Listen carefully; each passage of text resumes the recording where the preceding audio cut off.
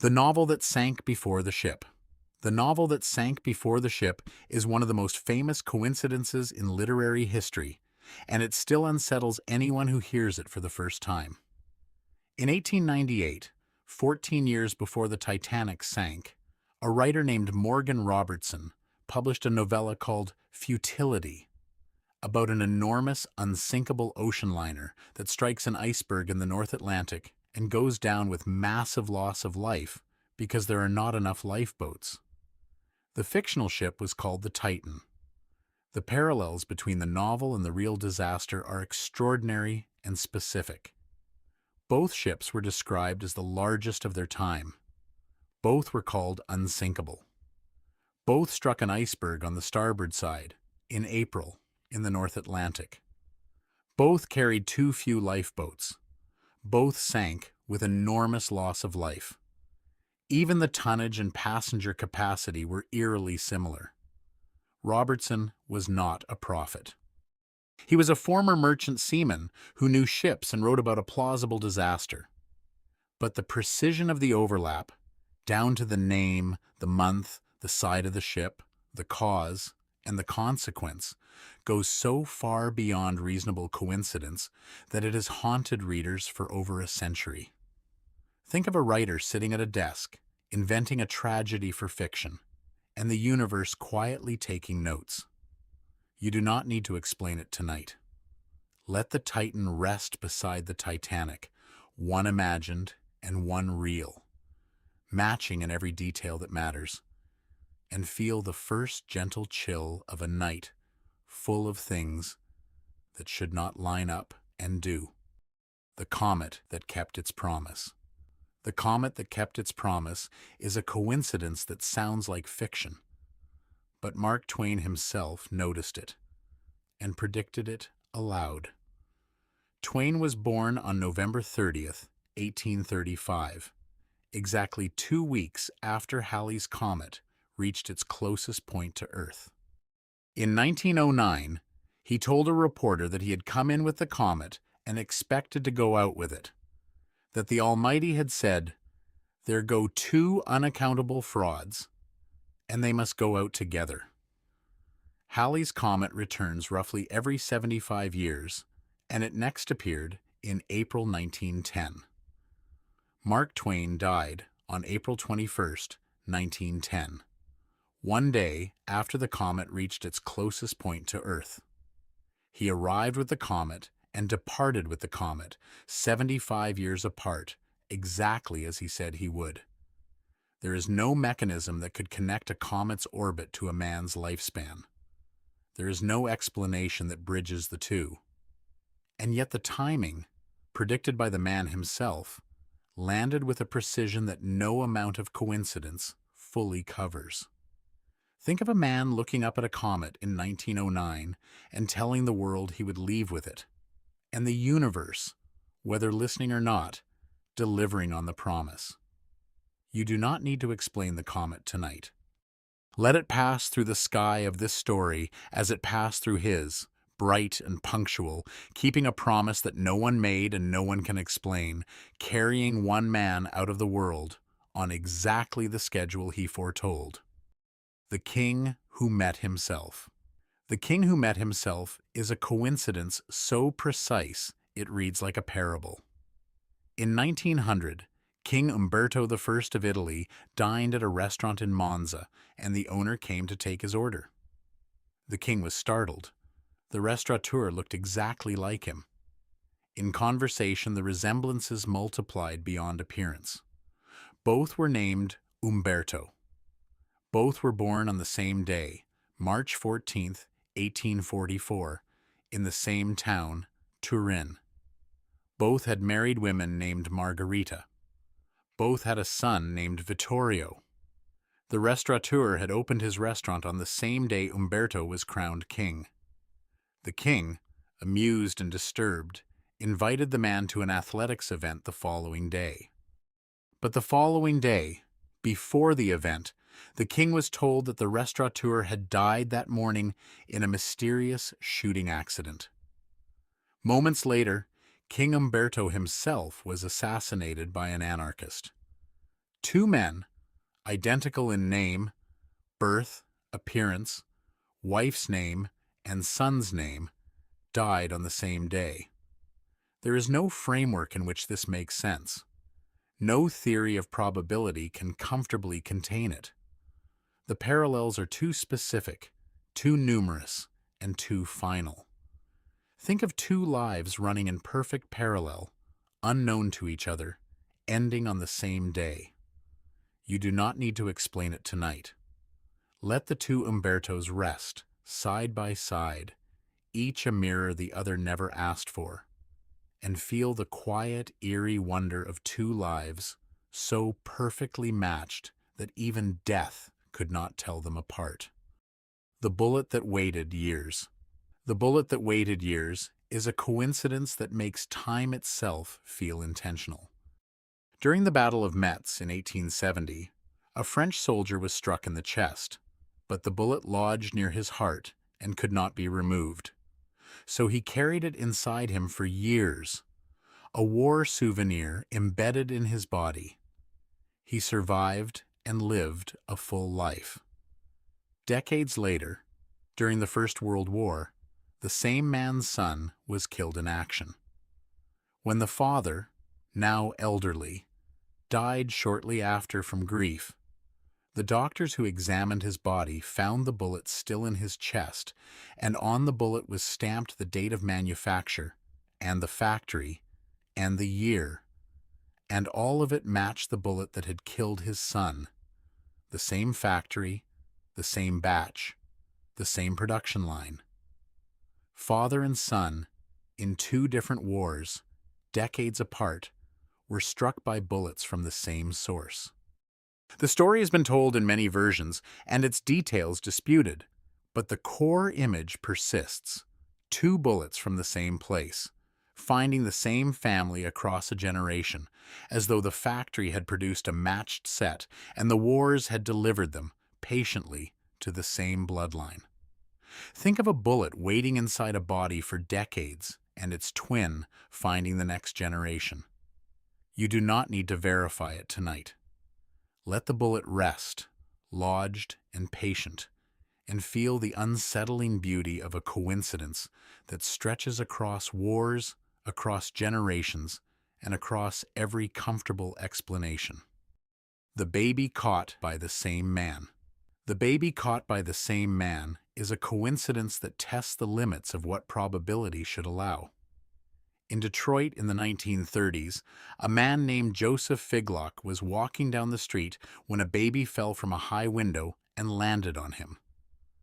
Both survived. Figlock broke the baby's fall, and both were taken to hospital and recovered. A year later, the same baby fell from the same window and landed on the same man. Again, both survived. The story has been reported in newspapers of the time, and while some details vary in retelling, the core remains: the same man broke the fall of the same baby from the same window in two separate incidents. The odds against this are not merely long. They are structurally absurd. The same man would have had to be in the same place at the same time as the same baby fell from the same window on two separate occasions, and each time he would have had to be positioned precisely enough to catch the child. Think of walking down a street and catching a falling baby, and then walking down the same street a year later and catching the same baby again. You do not need to calculate the odds tonight. Let Joseph Figlock rest, wherever he rests, holding the strange honor of having been in exactly the right place, at exactly the right time, twice, for the same child. In a coincidence so unlikely, it seems to suggest that the universe, sometimes, arranges its own safety nets. The dam's first and last to fall. The dam's first and last to fall is a coincidence that bookends a massive construction project with a family tragedy so precise it seems scripted. The Hoover Dam, one of the largest engineering projects in American history, was built between 1931 and 1936. The first worker to die during its construction was J.G. Tierney, who drowned in a survey accident on December 20th, 1922, during the preliminary work. The last worker to die during the project was Patrick Tierney, J.G. Tierney's son, who fell from one of the intake towers on December 20th, 1935, exactly 13 years to the day after his father's death. Father and son, first and last on the same date, 13 years apart. The dam that took the father on its first day of death took the son on its last. There is no design and engineering that accounts for this. No schedule could have arranged it. And yet the symmetry is so clean, so precise, and so cruel that it feels less like an accident and more like a signature. Think of a father and a son bookending a project with their deaths, 13 years apart on the same day, as though the dam required a matched pair to begin and end its toll. You do not need to explain the symmetry tonight. Let the Tierneys rest, first and last, and feel the quiet, chilling wonder of a coincidence so perfectly balanced that it seems to belong not to chance, but to something with a much colder sense of structure. The taxi that struck twice. The taxi that struck twice is a coincidence that makes fate feel local.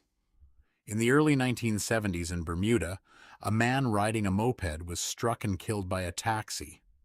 Exactly 1 year later, his brother was killed riding the same moped, struck by the same taxi, driven by the same driver, carrying the same passenger on the same street. The story was reported in the Bermuda press and has been cited by coincidence researchers ever since. And the sheer density of repeated elements, same moped, same taxi, same driver, same passenger, same street, same family, 1 year apart, strains every model of random chance to the breaking point. Either the universe contains a mechanism that produces these patterns, or probability, at the extremes, is far stranger than our intuitions can accommodate. Neither answer is comfortable. Think of a taxi driver rounding a corner and striking a moped, and then, exactly 1 year later, rounding the same corner and striking the same moped, now ridden by the dead man's brother, with the same passenger in the back seat. You do not need to explain the taxi tonight. Let it rest, parked somewhere in the dark, carrying its impossible repetition, and feel the quiet, creeping awareness that probability, stretched far enough, produces events that look indistinguishable from design, and that the line between chance and pattern may be thinner than anyone is comfortable admitting. The painting found by its subject. The painting found by its subject is a coincidence about art and identity that feels like a glitch in reality. In the late 20th century, a woman browsing a flea market in a small town came across a painting of a young girl sitting in a garden. Something about the painting stopped her. The setting looked familiar. The girl looked familiar. Upon closer examination, she realized she was looking at a painting of herself as a child in her own grandmother's garden, painted decades earlier by an artist her family had lost contact with. The painting had passed through unknown hands, traveled through unknown shops, and ended up at a random flea market on the day the now adult subject happened to be browsing. The path by which the painting reached her is untraceable, and the odds of encountering your own forgotten portrait in a random market are so small they are essentially zero. Think of picking up a painting in a pile of strangers' art and slowly recognizing your own face, your own childhood garden, your own past, staring back at you from a canvas that was not supposed to be there. You do not need to trace the painting's journey tonight. Let it hang in the dark, holding a face that found itself, and feel the quiet, beautiful eeriness of an object and its subject reuniting across decades through a chain of events that no one designed, in a place neither one was supposed to be. The book returned after a century. The book returned after a century is a coincidence about objects and time that makes the everyday world feel slightly haunted. In the early 2000s, a library in the United States received a book in the mail with an apologetic note. The book had been checked out and never returned. The return was unremarkable, except for the date on the checkout slip, which showed that the book had been borrowed more than 100 years earlier. The person returning it had found it in a deceased relative's belongings and felt compelled to bring it back. The library had changed buildings, changed systems, and changed staff many times over the century. But the book still existed, and the institution still existed, and the two met again after a gap of 100 years. What makes this feel like more than a simple overdue return is the persistence of the object and the obligation, the way the book waited, and the way someone, a century later, still felt the pull to close the loop. Think of a book sitting on a shelf for 100 years, waiting, while the library that lent it kept operating, kept existing, and eventually the two found each other again. You do not need to return anything tonight.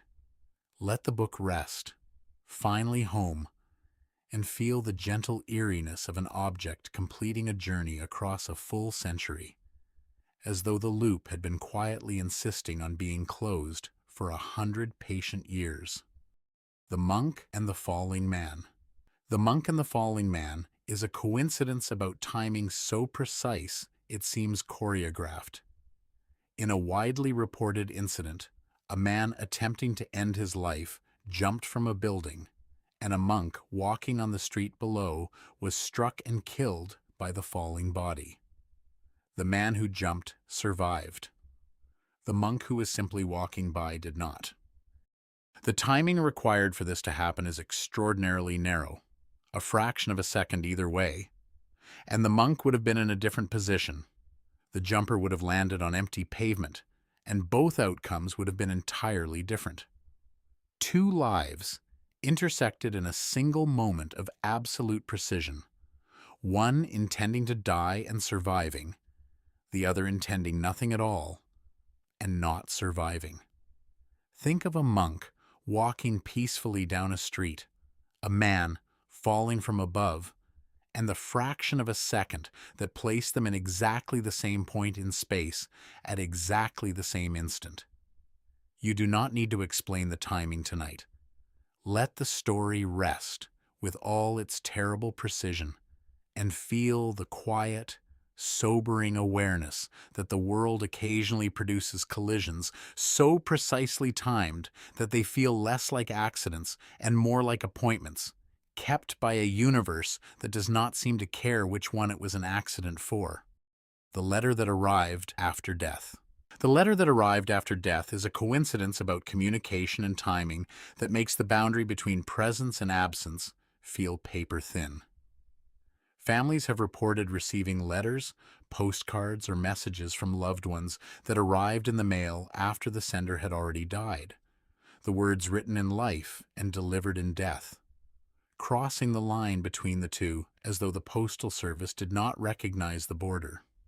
In some cases, the letter contained a goodbye that the person had not been able to say in person, or a piece of information that only became significant after the death, or simply ordinary words that took on enormous weight by arriving from someone who is no longer alive to have sent them.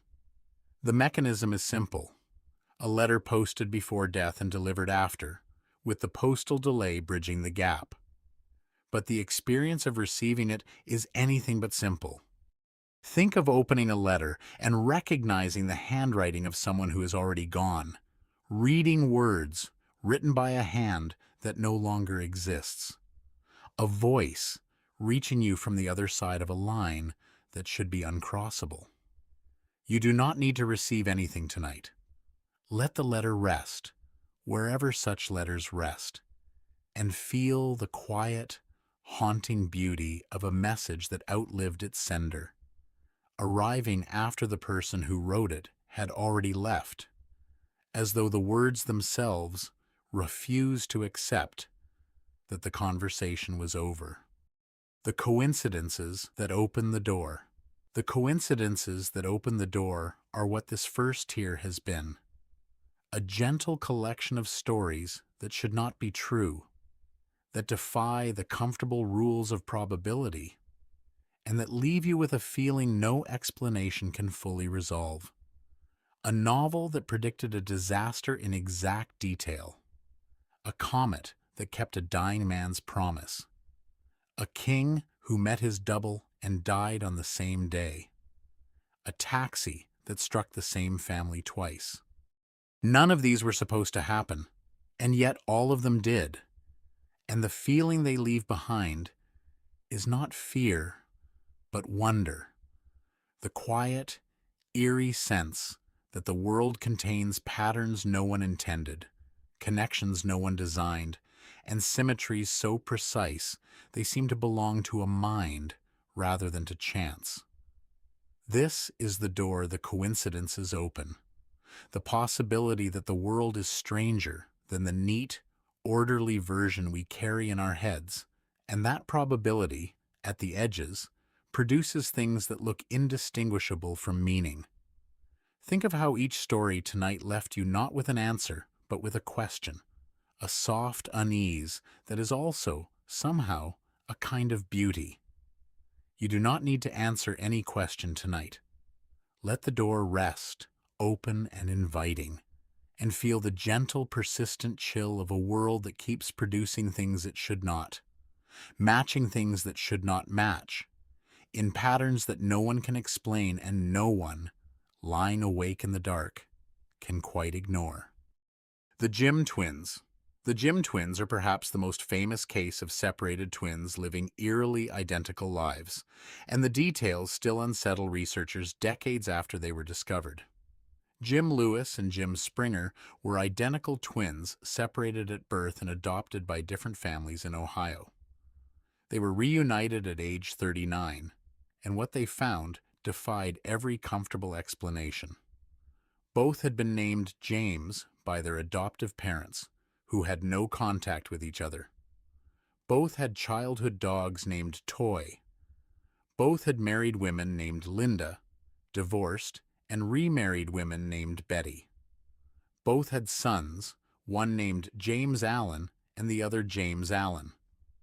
Both had worked part-time in law enforcement. Both drove the same model of car. Both vacationed at the same beach in Florida. Both bit their nails, suffered from the same type of headaches, and smoked the same brand of cigarettes. The similarities were so numerous and so specific that they became a landmark case in the study of nature versus nurture, suggesting that genes influence far more of our lives than environment alone could explain.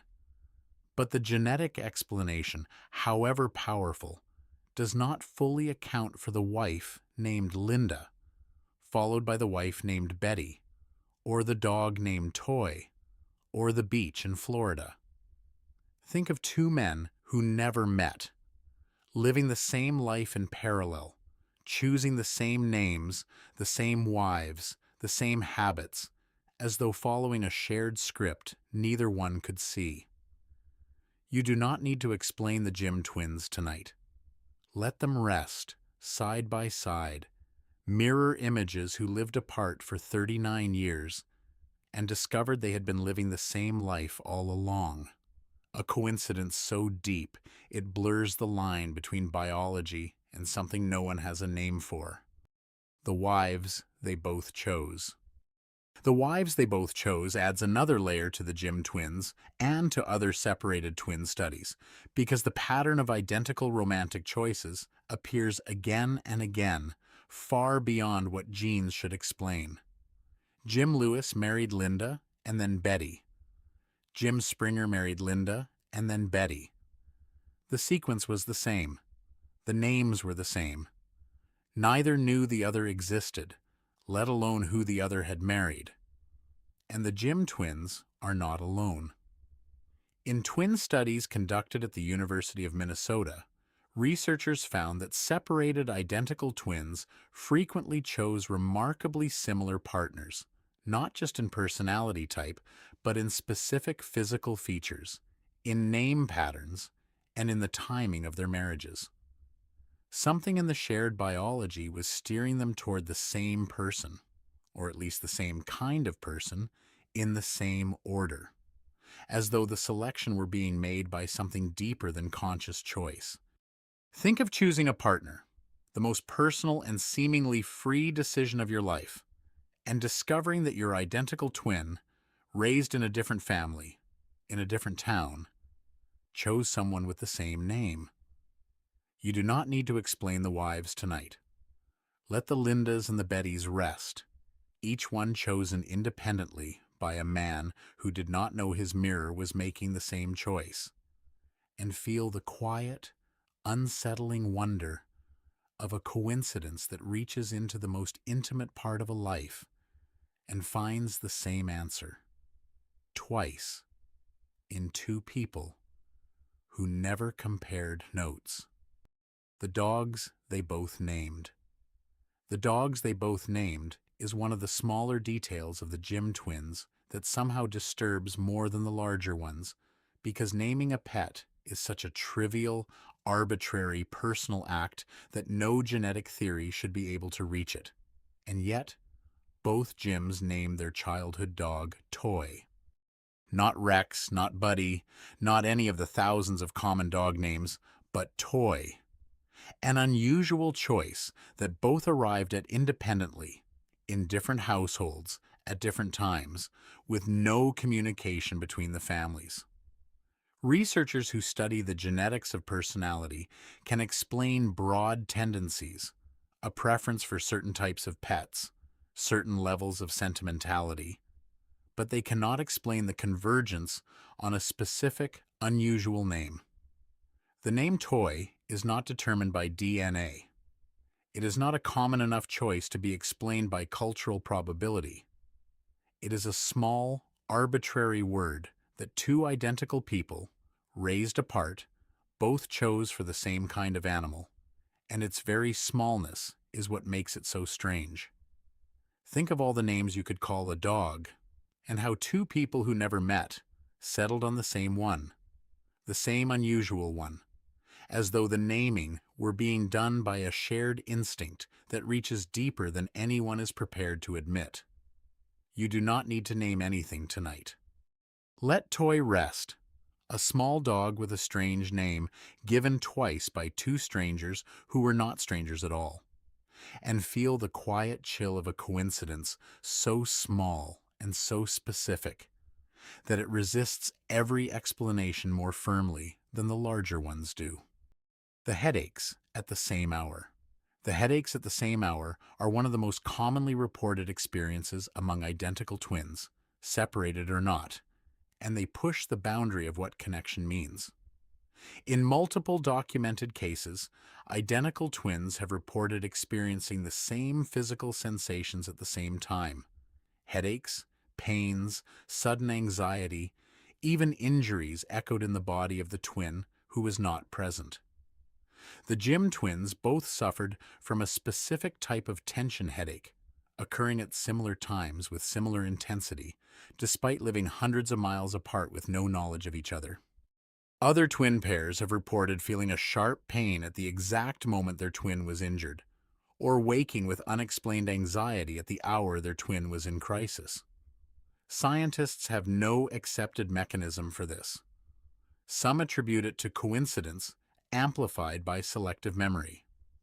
Others note that identical twins share a nervous system blueprint so precise that similar inputs could produce similar symptoms independently. Neither explanation feels complete. Think of lying in the dark and feeling a headache begin, and somewhere, in another city, your twin, whom you have never met, pressing their hand to the same spot on their head at the same moment. You do not need to explain the connection tonight. Let the headaches rest, mirrored and simultaneous, and feel the quiet, eerie wonder of two bodies built from the same blueprint, experiencing the same sensation at the same hour, as though the nervous system were a shared instrument playing the same note in two separate rooms. The Finnish twins on the same road. The Finnish twins on the same road is one of the most chilling twin coincidences ever recorded, because it involves not a shared habit, but a shared death. On the same road, on the same day, within hours of each other. In 2002, in Finland, a 70-year-old man was killed riding his bicycle when he was struck by a truck on a highway. 2 hours later, his identical twin brother, unaware of the first accident, was killed riding his own bicycle on the same highway, struck by a different truck. Neither knew the other was on the road that day.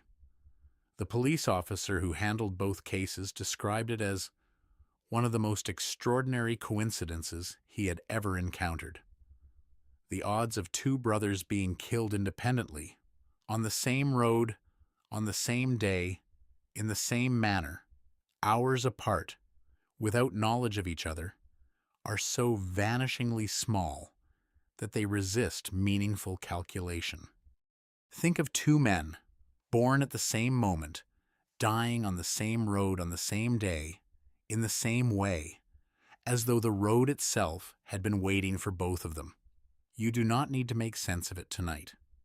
Let the twins rest side by side as they began, and feel the deep, quiet chill of a coincidence that stretches past the strange and into the territory of something the rational mind cannot comfortably hold. Two lives that began together, ending together, on the same stretch of asphalt, hours apart, as though the ending, like the beginning, had to be shared. The strangers with the same face.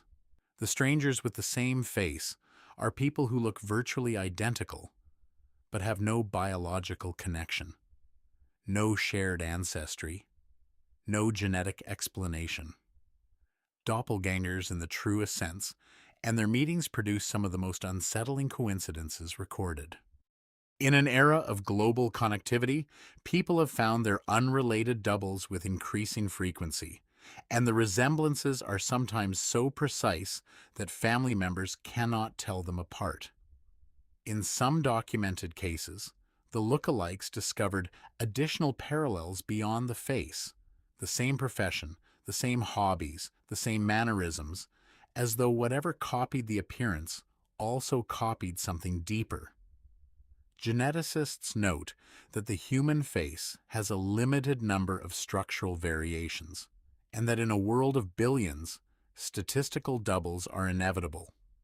But the explanation does not fully dissolve the strangeness of meeting someone who wears your face and was not made from the same material. Think of walking into a room and seeing yourself, someone with your features, your expression, your way of standing, who is not related to you, who shares your face by pure accident, and who may also share habits you cannot explain. You do not need to find your double tonight. Let the doppelganger rest, wherever they are, carrying a face that is yours and not yours at the same time, and feel the quiet, ancient unease of a world that occasionally produces the same person twice, from entirely different ingredients, for no reason anyone has ever been able to explain. The Three Strangers Who Were Brothers. The Three Strangers Who Were Brothers is one of the most dramatic reunion stories in the history of twin and triplet studies, and the coincidences within it go far beyond the reunion itself. In 1980, Bobby Shafran arrived at a community college in New York and found himself greeted by students who called him Eddie. He was not Eddie. Eddie Galland was another student who had attended the same school the previous year and who looked exactly like Bobby. When they met, they discovered they were identical twins, separated at birth and adopted by different families. Their story made the news, and a third young man, David Kellman, saw their photograph and recognized his own face. The three were identical triplets, separated as infants and placed with different families as part of a controversial and secretive study. When they compared their lives, the parallels ran deep. The same favorite color, the same taste in women, the same wrestling passion, the same brand of cigarettes. They were so similar that they opened a restaurant together and became celebrities. But the story is also dark, because the separation was deliberately engineered by researchers, and the long-term effects were severe. Think of finding your own face in a stranger, and then finding it again, and learning that you were three all along, identical and separated on purpose, living the same life in three different houses. You do not need to untangle the story tonight. Let the three rest, together at last, and feel the strange, layered coincidence of lives so alike they seemed scripted, separated by design and reunited by accident. Each one a mirror. The others never knew they were missing. The women who lived in parallel.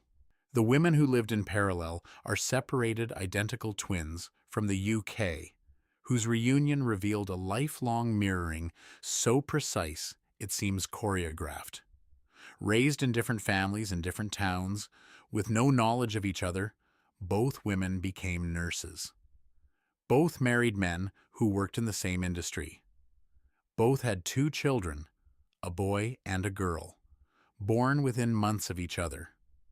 Both kept their houses in the same distinctive way, with the same color schemes, the same arrangement of objects, the same preferences in furniture. Both developed the same specific phobia. Both had the same unusual habit of pushing up their glasses with the same finger in the same way.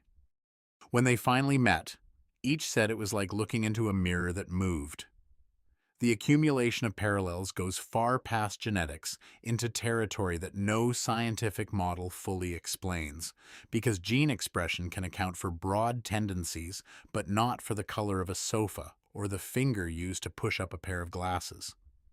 Think of two women living in different towns, arranging their homes identically, raising the same number of children, following the same career, all without knowing the other existed. You do not need to explain the parallel tonight. Let the two women rest, each in a home the other would recognize instantly, and feel the quiet, beautiful strangeness of two lives running in such perfect parallel that the only thing separating them was the fact that neither one knew the other was there. The twins who feared the same thing. The twins who feared the same thing is a detail from separated twin research that touches something deep about what we think of as personal. Because a phobia feels like the most individual, most inexplicable, most uniquely yours kind of suffering. And yet, identical twins raised apart frequently share the same irrational fears. In studies conducted at the University of Minnesota's Twin Research Center, separated identical twins were found to have remarkably similar phobia profiles, fearing the same specific things: water, heights, enclosed spaces, sometimes the same unusual triggers, despite having no shared environment that could have taught them to be afraid. One pair both developed a fear of water at the same age. Another pair both feared the same specific type of animal. The fears had not been learned from each other or from the same source. They had arrived independently, in two separate lives, as though the fear were built into the blueprint rather than the biography. Think of your strangest, most irrational fear, the one that makes no sense, that came from nowhere you can identify, and consider that if you have an identical twin you have never met, they may be carrying the same fear right now, in a different dark. You do not need to face any fear tonight. Let it rest, shared and mysterious, and feel the quiet, unsettling truth that even the fears you thought were most uniquely yours may have been written into something deeper than your personal history, arriving not from experience, but from a code so specific It even specifies what to be afraid of. The separated lives that matched. The separated lives that matched are the broader pattern beneath all these individual stories, the consistent finding from decades of twin research that identical twins raised apart lead lives far more similar than anyone expected, more similar, in many cases, than identical twins raised together. The Minnesota study of twins reared apart, which ran for over 20 years, found that separated identical twins matched on IQ, personality, religiosity, job satisfaction, and dozens of other measures to a degree that stunned the researchers. The implication is deeply strange that the life you are living, which feels so personal and so chosen, may be more determined by your biology than your biography, that the choices you believe you are making freely may be echoes of a genetic script you did not write.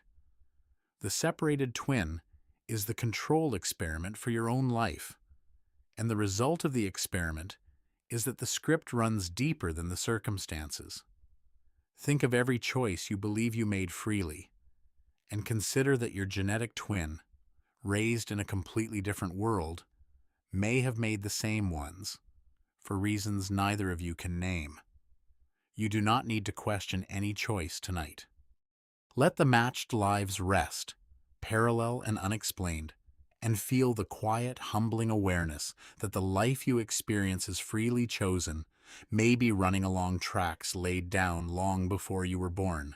Tracks so specific they even determine who you marry, what you fear, and what you name your dog. The laugh no one taught them. The laugh no one taught them is one of the most human and most unsettling details in twin research, because a laugh feels like the most spontaneous, the most authentic, the most unteachable expression a person has. And yet, identical twins separated at birth frequently have the same laugh. Not a similar laugh. The same laugh, the same rhythm, the same pitch, the same way the head tilts, the same sound that fills a room, coming from two people who learn to laugh in different rooms, in different families, from different jokes. Researchers have noted this with quiet amazement because a laugh seems to be something that should be shaped entirely by environment, by what made you laugh and who laughed with you, and yet it appears to be coded far deeper, in the body itself, in the vocal cords and the nervous system, and the musculature that produces the sound. Think of your laugh, the thing that comes out of you when you are genuinely surprised by joy, and consider that it may not be yours in the way you assumed, that someone with your genes, raised elsewhere, makes the same sound for the same reasons, with the same body, and that neither of you was taught it. You do not need to laugh tonight. Let the sound rest, shared and untaught, and feel the gentle, eerie beauty of a laugh that belongs not to a life, but to a body, and that the most spontaneous thing about you may have been decided before you ever heard your first joke. The illness they shared across miles. The illness they shared across miles is among the most disturbing patterns in twin research, because it suggests that not only preferences and habits, but the timing of disease may run on a shared biological clock. In multiple cases, separated identical twins have developed the same illness at the same age, sometimes within days of each other, despite living in different environments with different diets, different exposures, and different medical histories. Heart disease appearing in both twins at 52. Diabetes diagnosed within the same month. A rare condition surfacing in both simultaneously in bodies that had not shared a meal or a climate since infancy. Medical researchers connect this to genetic predisposition and biological aging. But the synchrony, the near simultaneous onset in bodies that have lived entirely separate lives, gives the genetic explanation a weight that feels almost eerie. Think of two bodies, separated at birth, aging in parallel, their cells deteriorating on the same schedule, arriving at the same illness at the same moment, as though the body were following an internal calendar the environment could not override. You do not need to worry about any illness tonight. Let the bodies rest, each one carrying its clock, and feel the quiet, sobering truth that the physical vessel you live in may be running a program written before your first breath, a biological script so specific that even disease keeps its appointment on time in two bodies that share nothing but their origin. The parallel that cannot be learned. The parallel that cannot be learned is the whole of this tier gathered into a single, unsettling question. Because the separated twins are not just a curiosity. They are an experiment in what it means to be you. And the results suggest that far more of who you are was decided before your life began than anyone is comfortable admitting. The dog's name, the wife's name, the laugh, the phobia, the timing of the illness. These are not the kinds of things that should be inherited. They are the kinds of things that should be learned, shaped by experience, chosen by a free and particular self. And yet the twins, raised apart, arrive at the same answers again and again through a channel that bypasses experience entirely. The parallel cannot be learned because it was not learned. It was given, installed, embedded in the biology before the first day of the separate lives. Think of everything you believe is uniquely yours, your habits, your tastes, your choices, and consider that an identical twin you never met might share them all. Not because they copied you, but because both of you are running the same deep code. You do not need to decode anything tonight. Let the parallel rest, unexplained and persistent, and feel the quiet, deep chill of a truth that twin research keeps delivering and that no one quite knows what to do with. That the most personal parts of your life may not be personal at all, but written in a language older than experience, deeper than choice, and shared silently with someone you may never meet. The Curse of the Zero Year. The Curse of the Zero Year is a pattern in American presidential history that ran for over a century with a regularity that seems to defy probability. Beginning with William Henry Harrison, elected in 1840, every president elected in a year ending in zero died in office. Harrison, 1840, died. Lincoln, 1860, assassinated. Garfield, 1880, assassinated. McKinley, 1900, assassinated. Harding, 1920, died. Roosevelt, 1940, died. Kennedy, 1960, assassinated. 7 presidents in a row, spanning over a century, each one elected in a 0 year, each one dying before completing their term. The pattern, sometimes called the Tecumseh Curse or the 20-year curse, was finally broken when Ronald Reagan, elected in 1980, survived an assassination attempt, and George W. Bush, elected in 2000, completed his term. But the run of 7 consecutive deaths in a pattern so clean it looks designed stands as one of the most striking numerical coincidences in political history. The odds against 7 consecutive 0-year presidents dying in office, given the overall mortality rate of presidents, are extremely low.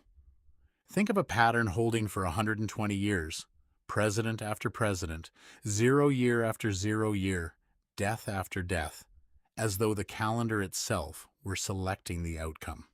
You do not need to explain the curse tonight. Let the 0 years rest, their pattern broken but not forgotten, and feel the quiet, unsettling awareness that numbers, which should be the most neutral, most meaningless aspect of a date, sometimes seem to carry a weight that nothing rational can fully account for.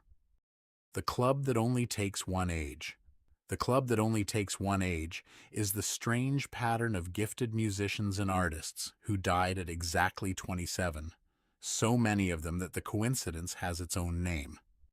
Brian Jones, Jimi Hendrix, Janis Joplin, Jim Morrison, Kurt Cobain, Amy Winehouse, each of them died at 27, each of them at the height of their creative power, each of them taken by a different cause, but all arriving at the same number.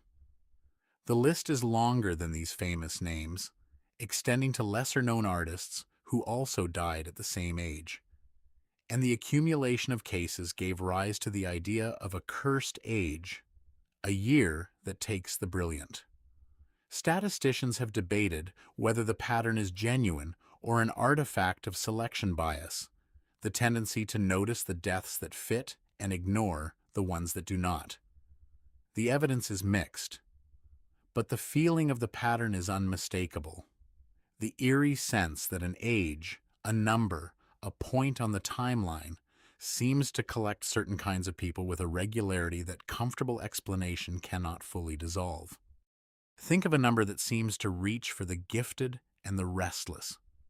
A single year of life that has claimed so many bright, burning people that it feels less like a coincidence and more like a toll. You do not need to count any years tonight. Let the number rest, carrying its famous dead, and feel the quiet, sad eeriness of a pattern that may be nothing and may be something, and that either way leaves behind a list of names too long to ignore. The date that haunts a family. The date that haunts a family is a phenomenon reported across many families and cultures. The strange recurrence of a single date across generations, appearing in births, deaths, marriages, and significant events with a frequency that feels personal, as though the calendar were singling out one family and one number. Families have reported the same date appearing as a birthday, a death day, a wedding anniversary, and a day of crisis across 3, 4, even 5 generations in events that had no connection to each other except the date itself. Genealogists and statisticians note that in any sufficiently large family, some date overlap is inevitable, and that the human mind is primed to notice and remember the hits while forgetting the misses. But the experience of the family living it, of seeing the same date appear in event after event, generation after generation, is one of deep, quiet unease, as though their history were organized around a number they did not choose. Think of a date that appears again and again in your own family, a birthday shared with a death, an anniversary landing on a day already marked, and how the repetition, however statistically explicable, feels like a signature. You do not need to check any calendar tonight. Let the date rest, wherever it falls, and feel the gentle, persistent eeriness of a number that seems to follow a family the way a surname does, attached not by choice, but by something that feels, from the inside, very much like fate. The lottery won by the same person. The lottery won by the same person, twice, is one of the most probability-defying coincidences possible, and it has happened more than once. In 1985 and 1986, Evelyn Marie Adams won the New Jersey lottery twice, with combined winnings of over $5 million.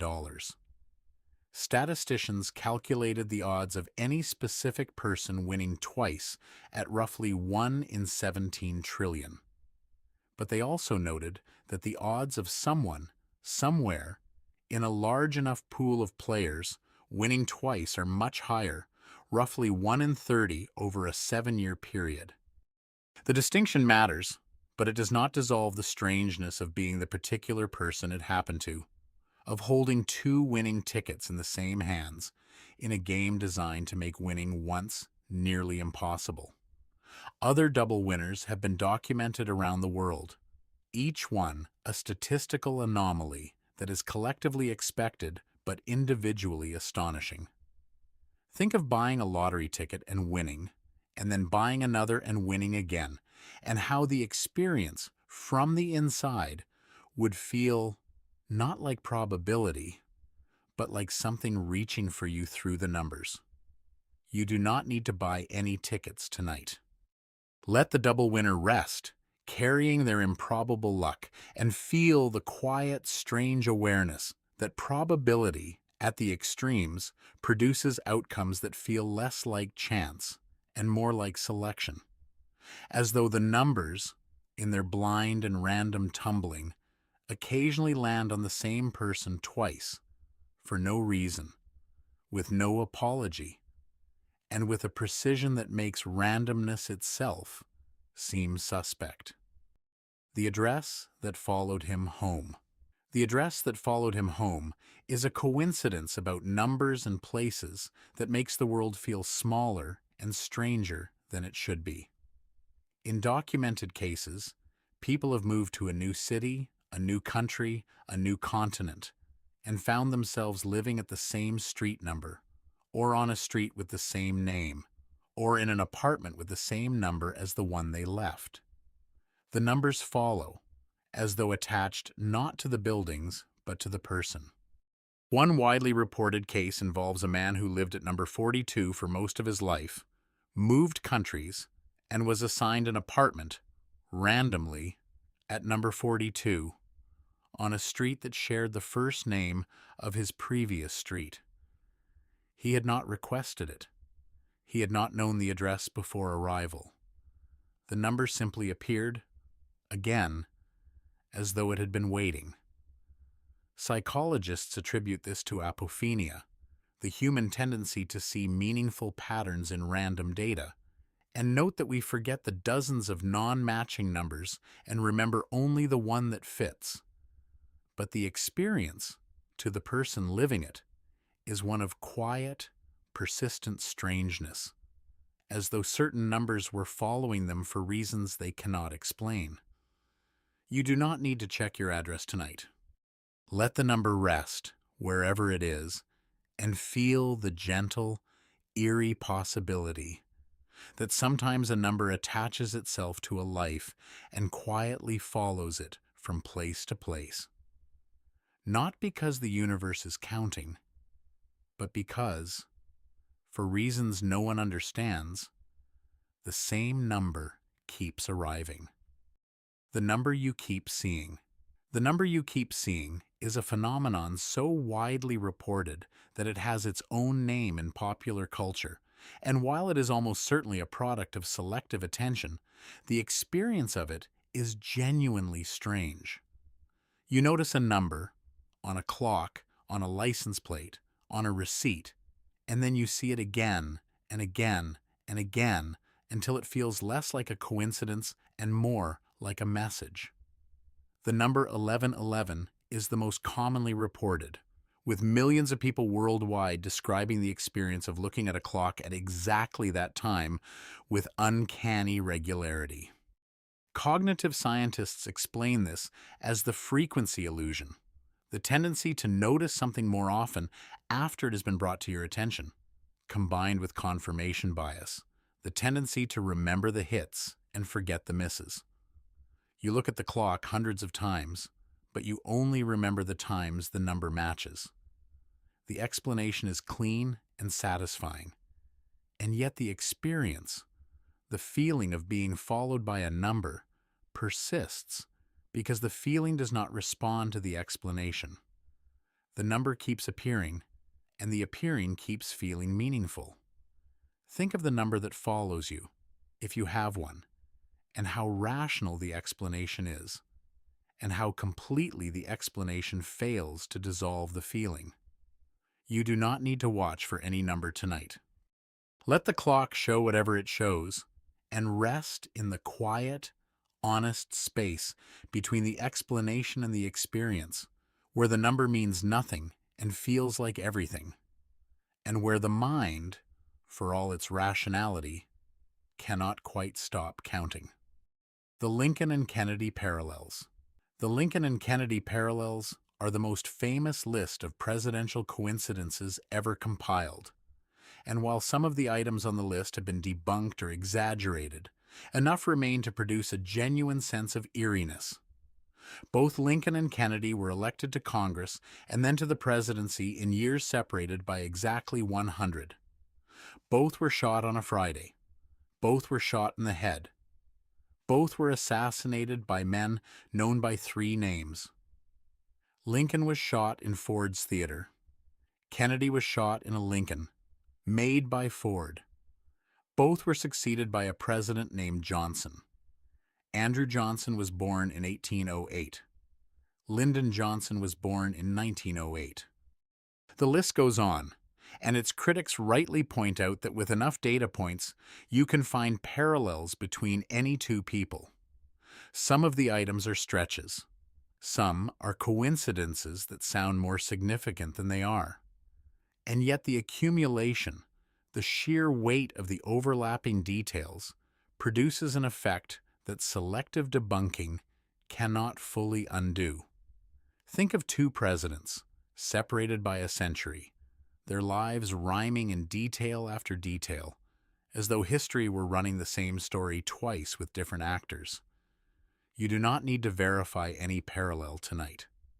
Let the two presidents rest, a century apart, connected by a list that is partly true, partly exaggerated, and entirely unsettling, and feel the quiet, creeping sense that history, sometimes, repeats itself with a precision that makes the repetition feel less like accident and more like echo. The birthday shared by strangers. The birthday shared by strangers is a coincidence that mathematics predicts and the human mind refuses to believe. Because in any group of just 23 people, there is a better than 50% chance that two of them share a birthday. In a group of 50, the probability rises to 97%. This is the birthday paradox, and it is not a coincidence in the usual sense. It is a mathematical certainty, but it feels like a coincidence every single time it happens, because the human brain dramatically overestimates how many people are needed for a match.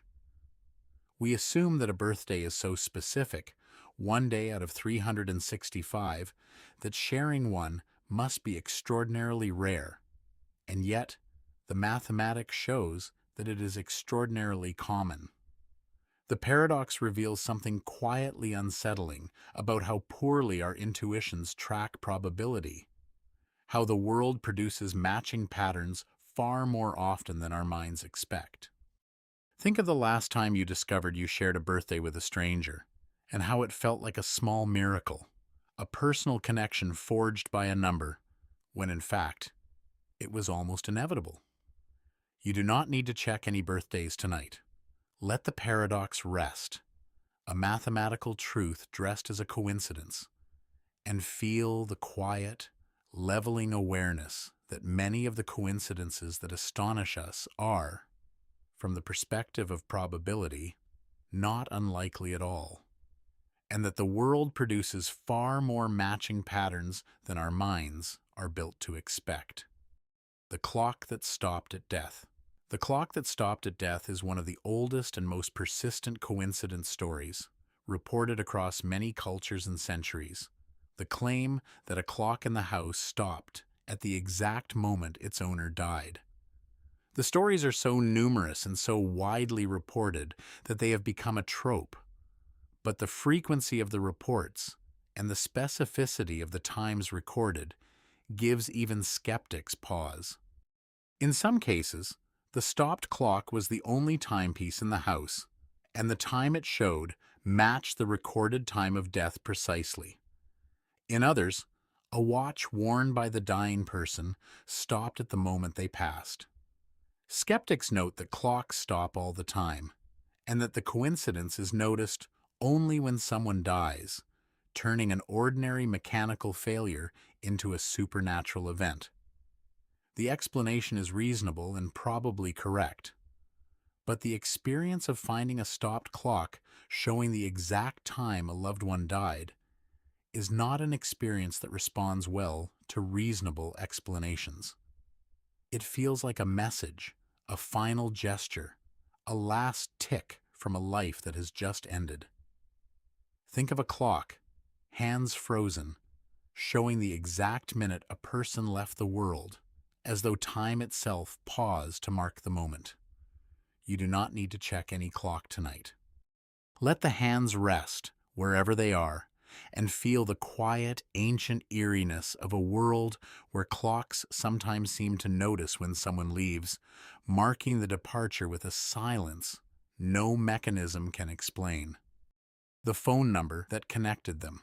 The phone number that connected them is a coincidence about digits and fate that sounds invented but has been documented more than once. In one widely reported case, a man in the UK was assigned a new phone number and began receiving calls for a woman he had never met.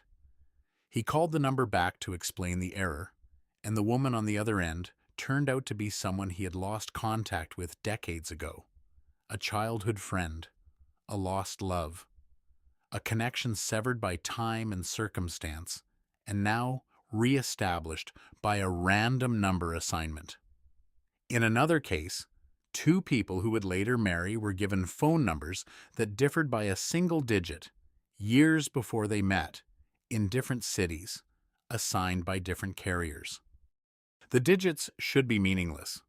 They are randomly allocated, bureaucratically determined, utterly without intention. And yet they sometimes produce connections that feel intentional, linkages between people that no algorithm designed. Think of a string of digits, assigned by a computer, connecting you to exactly the person you most needed to hear from, as though the phone network, in its blind efficiency, were performing a small act of fate. You do not need to dial any number tonight. Let the digits rest, random and unexplained, and feel the quiet, strange beauty of a world where meaningless numbers occasionally produce meaningful connections, and where the most impersonal system imaginable sometimes delivers the most personal possible result. The sequence, hidden in nature. The sequence hidden in nature is a numerical coincidence so vast and so consistent that it stops being a coincidence and starts being a mystery. The Fibonacci sequence, where each number is the sum of the two before it, appears in the spiral of a seashell, the arrangement of seeds in a sunflower, the branching of trees, the pattern of a hurricane, and the proportions of the human body. The number was not placed there by design. No one programmed the sunflower to count. And yet, the same sequence, the same ratio, appears across scales and kingdoms and disciplines with a regularity that makes mathematics feel less like a human invention and more like a discovery, a pattern the universe was already running before anyone was around to notice. Scientists explain it through growth patterns and efficiency, each organism arriving at the Fibonacci arrangement because it is the most efficient solution to a physical problem. But the explanation, however sound, does not dissolve the strangeness of the same number appearing in a shell and a galaxy, as though the universe were counting in its sleep. You do not need to count anything tonight. Let the sequence rest, spiraling through the natural world in forms too numerous to catalog, and feel the quiet, deep wonder of a number that appears everywhere, in everything, without being placed there by anyone. A pattern so persistent and so universal that it makes the whole of nature feel, quietly, like a single, enormous, unconscious calculation. The date written before it happened. The date written before it happened is a coincidence about time and documentation that makes the boundary between present and future feel uncomfortably thin.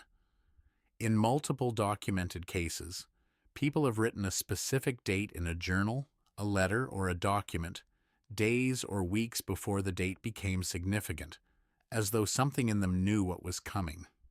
A woman writes a date in her diary and leaves the entry blank. On that date, a significant event occurs. A man labels a file with a future date that turns out to be the date of a life-changing event he could not have predicted. The cases are anecdotal, and skeptics rightly note that people write many dates, and the ones that coincide with future events are the ones that get remembered.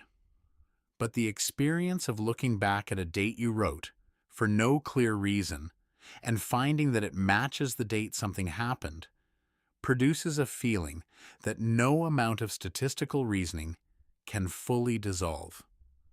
Think of writing a date on a blank page and finding, weeks later, that the page was not blank at all, that the date you wrote was the date your life was about to change. You do not need to write any dates tonight.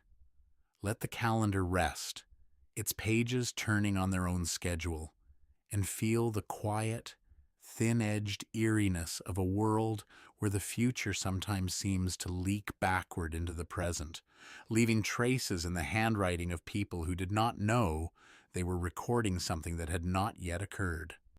The numbers that will not let go. The numbers that will not let go are the whole of this tier gathered into a single, quiet unease. The recognition that numbers, which should be the most neutral, most meaningless elements of reality, sometimes behave as though they have intentions. The 0 year that took 7 presidents, the age that collected musicians, the date that followed a family, the phone number that reconnected lost people, the sequence hidden in every shell and flower. None of these numbers were placed by anyone. None of them mean anything in the strict sense. And yet they produce patterns so persistent, so specific, and so strange that the mind cannot help but read them as something more than random, as though the numbers were trying to say something the mind cannot quite translate. This is the paradox at the heart of numerical coincidence, that the patterns are real and the meaning may not be. And yet, the feeling of meaning persists, undissolved by every rational explanation. Think of the numbers that have appeared in your own life, the dates that repeated, the digits that followed, the patterns you noticed and could not explain. You do not need to decode any number tonight.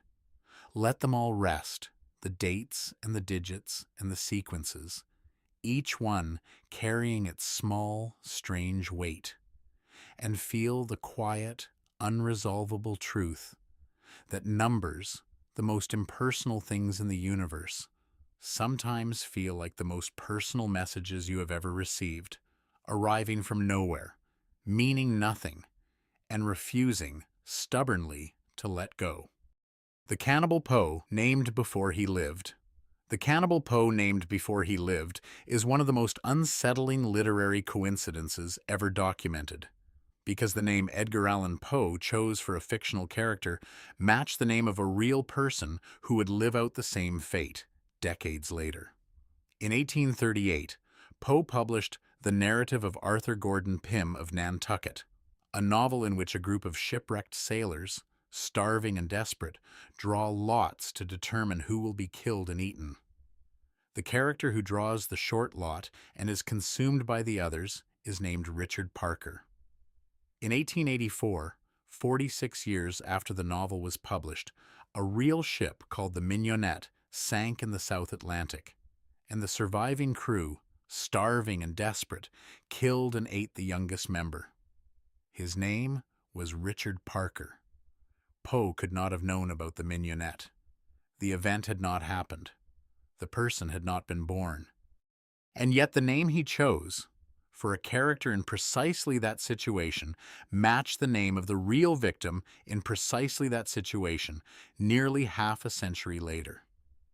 The coincidence is so specific, the right name in the right scenario separated by the right number of years, that it resists every comfortable framework.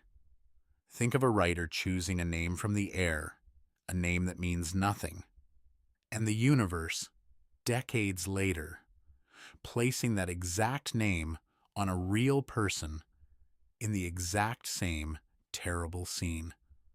You do not need to explain Poe tonight. Let the two Richard Parkers rest, one fictional and one real, one eaten in ink and one eaten at sea, and feel the deep, quiet chill of a name that arrived in a story before it arrived in the world, as though fiction, sometimes, writes the future without knowing it. The Moon Trip, written a century early. The Moon Trip, written a century early, is Jules Verne's 1865 novel From the Earth to the Moon, which predicted the actual Apollo moon missions with a precision that makes coincidence feel inadequate.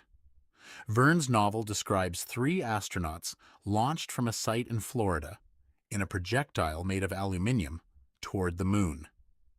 The Apollo missions, a century later, launched three astronauts from Florida in a spacecraft made of aluminium toward the moon. Verne's projectile was called the Columbiad. The Apollo command module was called Columbia. Verne's launch site was near Tampa, Florida. The Apollo launches took place from Cape Canaveral, roughly 100 miles away. Verne correctly predicted the weightlessness the crew would experience, the use of retro rockets for course correction, and the splashdown in the Pacific Ocean upon return. He even estimated the travel time and the cost of the mission with remarkable accuracy for someone writing 100 years before the technology existed. Think of a novelist in 1865, imagining a moon trip in detail, choosing Florida, choosing three men, choosing aluminium, choosing a splashdown in the Pacific, and watching from a century away as the real mission matched his fiction point by point. You do not need to explain Verne tonight. Let the two missions rest, one imagined and one real, separated by 100 years and connected by a list of specifics too long and too precise to dismiss, and feel the quiet, wondering chill of a mind that saw the future clearly enough to describe it, without any way of knowing it was looking at something that would actually happen. The bomb imagined before it was built. The Bomb Imagined Before It Was Built is H.G. Wells' 1914 novel The World Set Free, which described atomic bombs dropped from aircraft, causing enormous destruction 30 years before the first real atomic weapon was detonated. Wells coined the term atomic bomb in the novel.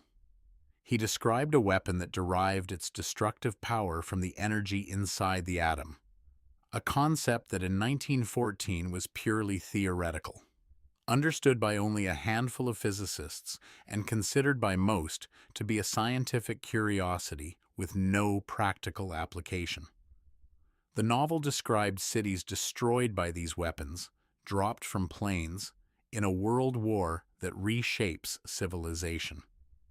The physicist Leo Szilard, who would later help develop the real atomic bomb, read Wells' novel in 1932, and later said it influenced his thinking about chain reactions. The fiction did not just predict the weapon, it may have helped inspire it.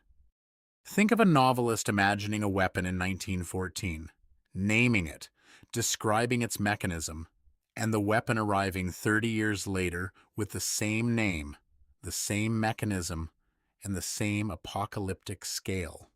As though the novel were not a fantasy, but a blueprint the future chose to follow. You do not need to explain Wells tonight. Let the two bombs rest, one invented in ink and one in uranium, and feel the strange, uncomfortable truth that sometimes fiction does not predict the future so much as participate in creating it, and that the line between imagining a thing and bringing it into being may be thinner than anyone wants to admit. The moons no telescope could see. The moons no telescope could see were the two moons of Mars, described by Jonathan Swift in Gulliver's Travels in 1726, 151 years before they were actually discovered. In the novel, the astronomers of the flying island of Laputa have discovered that Mars has two small moons orbiting close to the planet's surface. The real moons of Mars, Phobos and Deimos, were not discovered until 1877, and they are indeed small, and they do orbit remarkably close to the planet. Swift was not an astronomer. He had no telescope capable of seeing them. No one in 1726 had any way of knowing Mars had moons, let alone two small ones orbiting close in.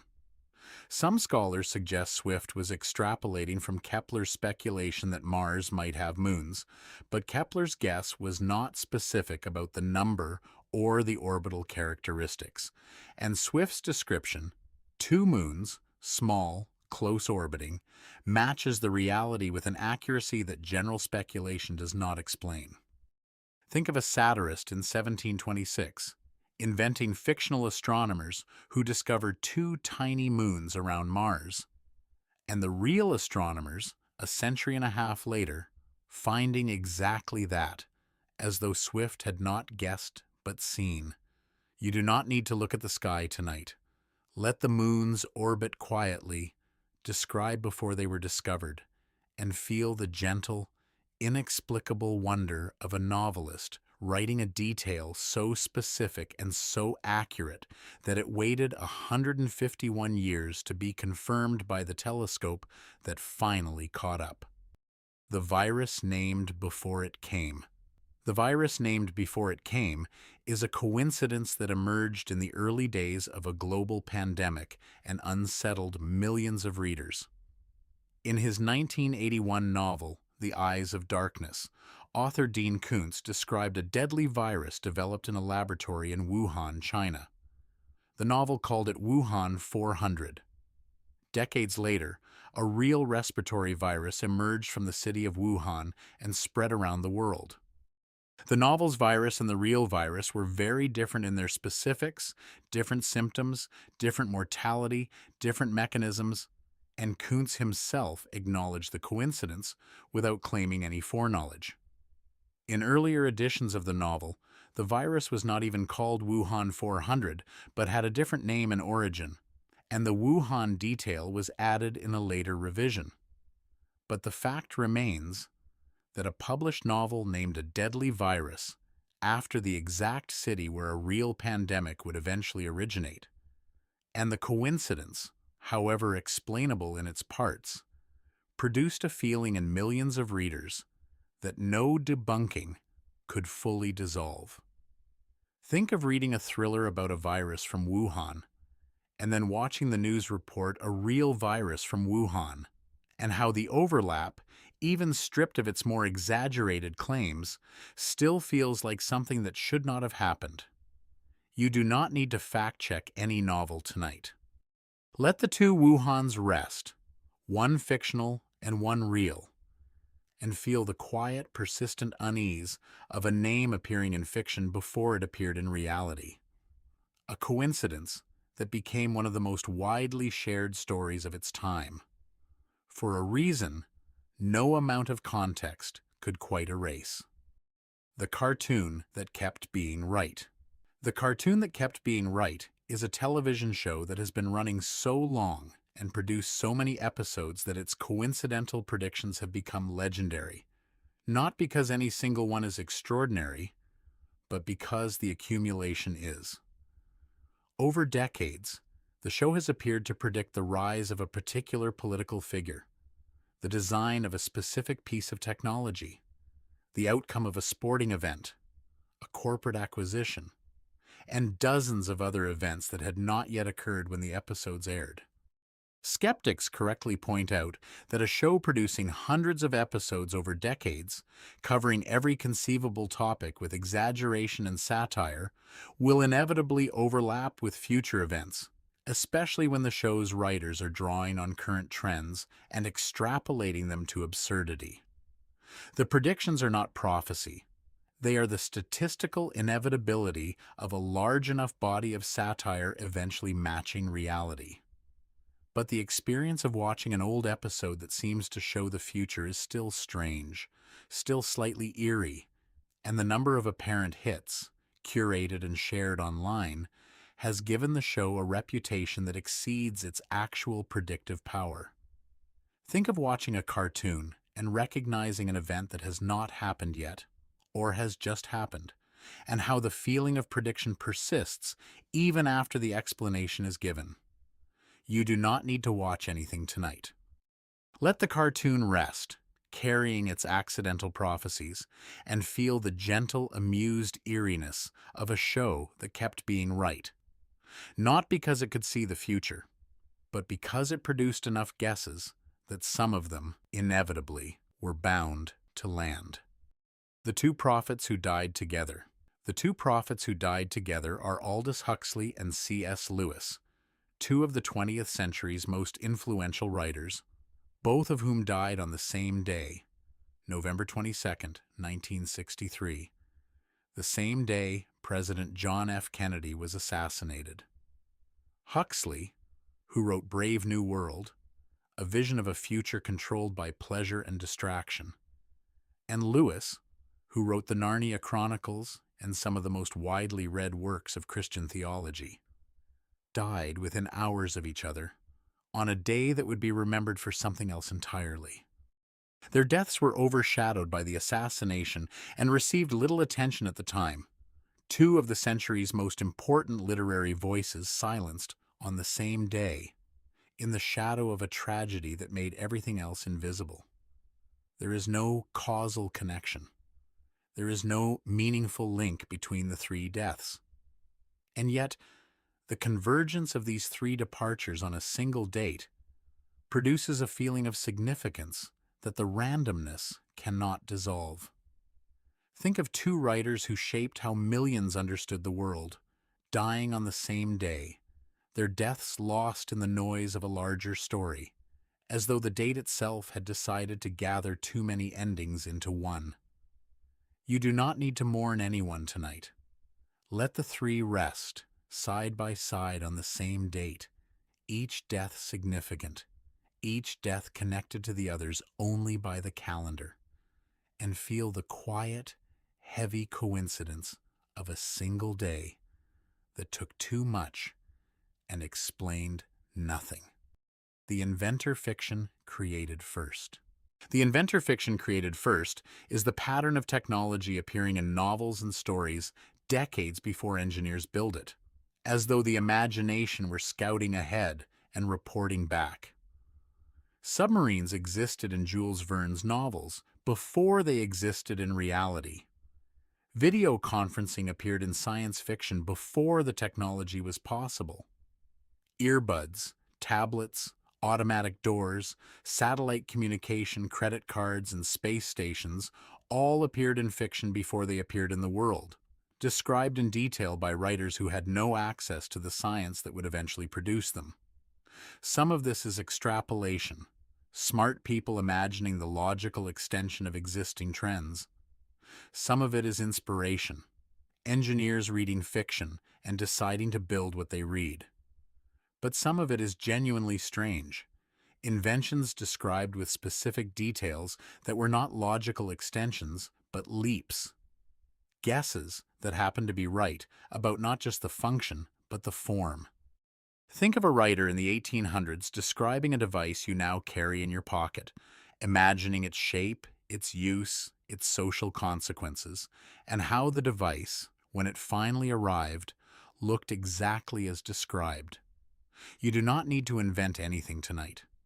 Let the fictional devices rest, each one a ghost of a future that had not yet arrived, and feel the quiet, persistent wonder of a species whose imagination keeps arriving at the destination before its technology does, as though the dreaming and the building were two halves of the same process, separated only by time. The Internet described in the 1800s. The Internet described in the 1800s is a coincidence of visions so specific it feels anachronistic, because more than one 19th century thinker described a global network of interconnected information with an accuracy that seems impossible for their time. In 1898, Mark Twain wrote a short story called From the London Times of 1904, in which he described a device called the telelectroscope, a global network connecting all the telephones in the world, allowing people to see and hear events happening anywhere on the planet. A world-watching system that made the daily doings of the globe visible to everyone. Earlier, in 1863, Jules Verne described something similar. And in the 1930s, H.G. Wells explicitly imagined a world brain, a permanent encyclopedia of all human knowledge, universally accessible, constantly updated. Each description, in its own vocabulary, was describing something remarkably close to the internet, decades or a century before it existed. Think of a writer in the 1800s imagining a web of information connecting the entire world, available to anyone, carrying all of human knowledge, and how the thing he imagined is now so ordinary you used it today without thinking. You do not need to log on tonight. Let the imagined network rest, describe before it was built, and feel the gentle, beautiful strangeness of a future that was seen, clearly and specifically, by people who could not possibly have built it, but who somehow knew, in exact detail, what was coming. The artist who drew tomorrow. The artist who drew tomorrow is the uncanny phenomenon of artists, illustrators, and filmmakers producing images that later match real events with specific visual precision. In documented cases, artists have painted or drawn scenes that later occurred, not in the general sense of war or disaster, which are always likely, but in the specific arrangement of elements, the angle, the composition, the details that turn a general scene into a particular one. Filmmakers have depicted skylines that later changed in the exact way shown. Illustrators have drawn accidents that later happened in the same configuration. Photographers have captured images that later appeared to predict events in their backgrounds. Psychologists attribute this to pattern matching after the fact, the brain's tendency to see a prediction where there was only a coincidence. And in most cases, they are right. But the specific cases, the ones where the visual match is so precise it stops the viewer, produce a feeling that explanation cannot reach.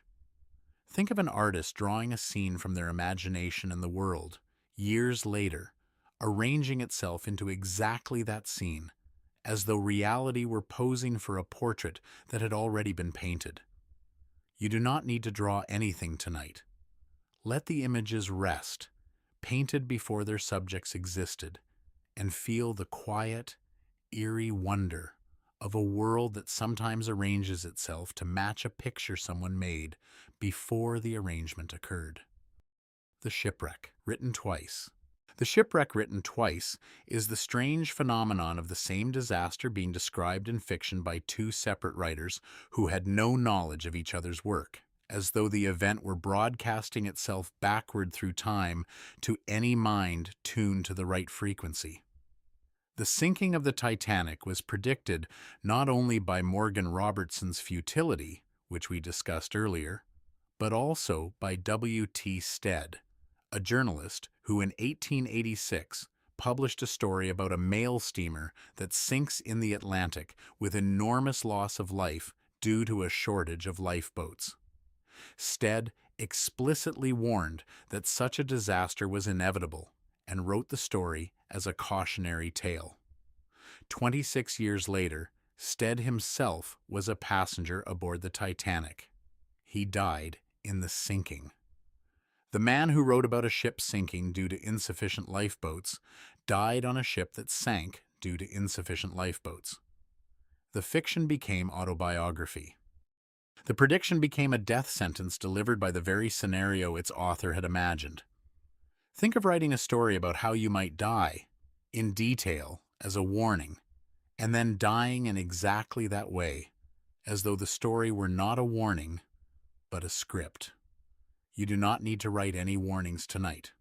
Let Stead rest, along with the ship he described and the ship that took him, and feel the deep, chilling wonder of a writer who saw the future clearly enough to describe it, warned the world about it, and then walked, unknowing, into the exact scene he had written. The future that leaked into fiction.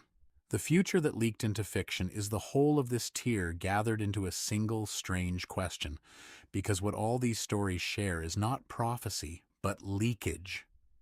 The feeling that the future, which should not yet exist, somehow bled backward into the minds of people who were simply trying to tell a story.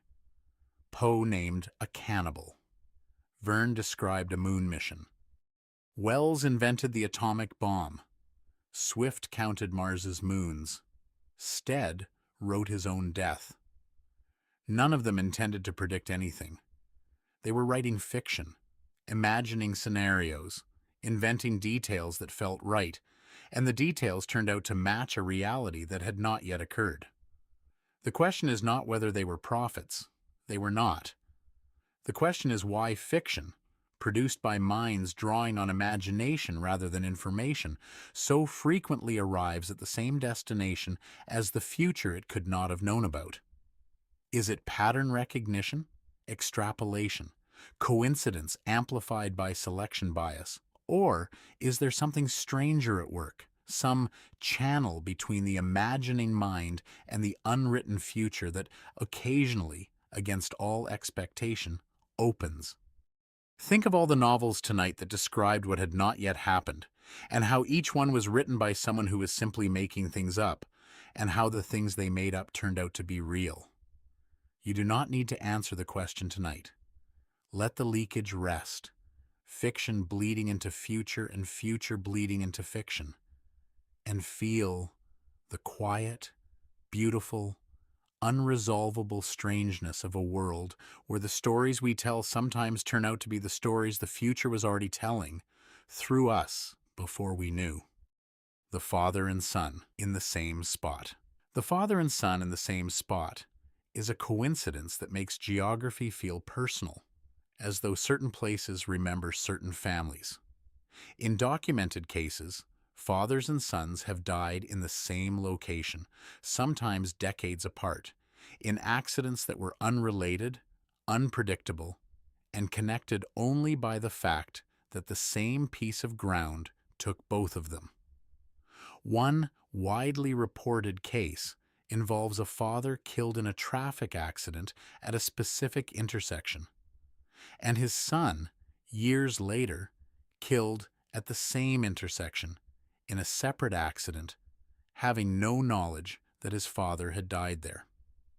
The intersection did not change. The circumstances were different. The only constant was the place and the bloodline. Researchers who study fatal accident clusters note that some locations have higher accident rates due to road design, visibility, or traffic patterns, and that a family living nearby might simply be statistically more exposed. The explanation is reasonable. It does not erase the feeling. Think of a father dying at a specific spot on the road, and his son, years later, arriving at the same spot and meeting the same end, as though the place had been waiting, patient and specific, for the second half of a pair. You do not need to drive anywhere tonight. Let the spot rest, wherever it is, carrying its doubled loss, and feel the quiet, chilling awareness that some places, for reasons that may be statistical and may be something else, seem to collect the same family's grief more than once, as though the ground itself kept a kind of account. The 3 generations, same cause. The 3 generations who died of the same cause, in the same manner, stretch the boundaries of what hereditary risk should explain. Because while genetics can predispose families to certain diseases, the specific circumstances, the matching details, the timing, sometimes go far beyond what medical science comfortably covers. In documented cases, grandparent, parent, and child have died not just of the same condition but in eerily similar ways, at eerily similar ages, in the same month, in the same hospital, sometimes in the same room. Medical professionals note that familial disease patterns are well understood, that heart disease, certain cancers, and other conditions run in families with predictable frequency. But the predictability does not account for the precision, the 3 deaths falling at the same age, in the same month, as though the family were following a schedule no one set. Think of a grandmother dying at 58 in October, a mother dying at 58 in October, and a daughter watching the calendar approach 58 in October, knowing that the pattern has held for 2 generations and may be reaching for a third. You do not need to count any ages tonight. Let the generations rest, each one carrying the same vulnerability forward, and feel the quiet, sobering truth that some families carry, not just a disease, but a timeline. A pattern so consistent it stops feeling medical and starts feeling like something whispering through the blood. The couple who left together apart. The couple who left together while apart is a phenomenon reported frequently enough to be considered a recognized coincidence pattern, the death of 2 partners in different locations at nearly the same time without either knowing the other was dying. In case after case, long-married couples have died within hours or even minutes of each other, one in a hospital and one at home, one in one city and one in another, their bodies giving out at the same moment as though responding to a shared signal. Medical researchers have studied what they call the widowhood effect, the well-documented increase in mortality risk for a surviving spouse after their partner dies. But this effect describes a death after bereavement, not a simultaneous one. The simultaneous cases are different. Neither partner is bereaved. Neither knows the other is dying. The timing is not a response. It is a match. Think of 2 people who shared a life, separated by distance at the end, each one dying without knowing the other was going at the same time.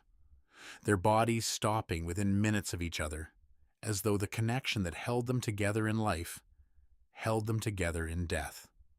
You do not need to explain the connection tonight. Let the couple rest, wherever they are, departed together while apart, and feel the quiet, heartbreaking beauty of a bond so deep that even the body seems to honor it, stopping when the other stops, in a synchrony no medicine has a mechanism for. The actor who rehearsed his death. The actor who rehearsed his death is a coincidence that blurs the line between performance and reality in the most disturbing way.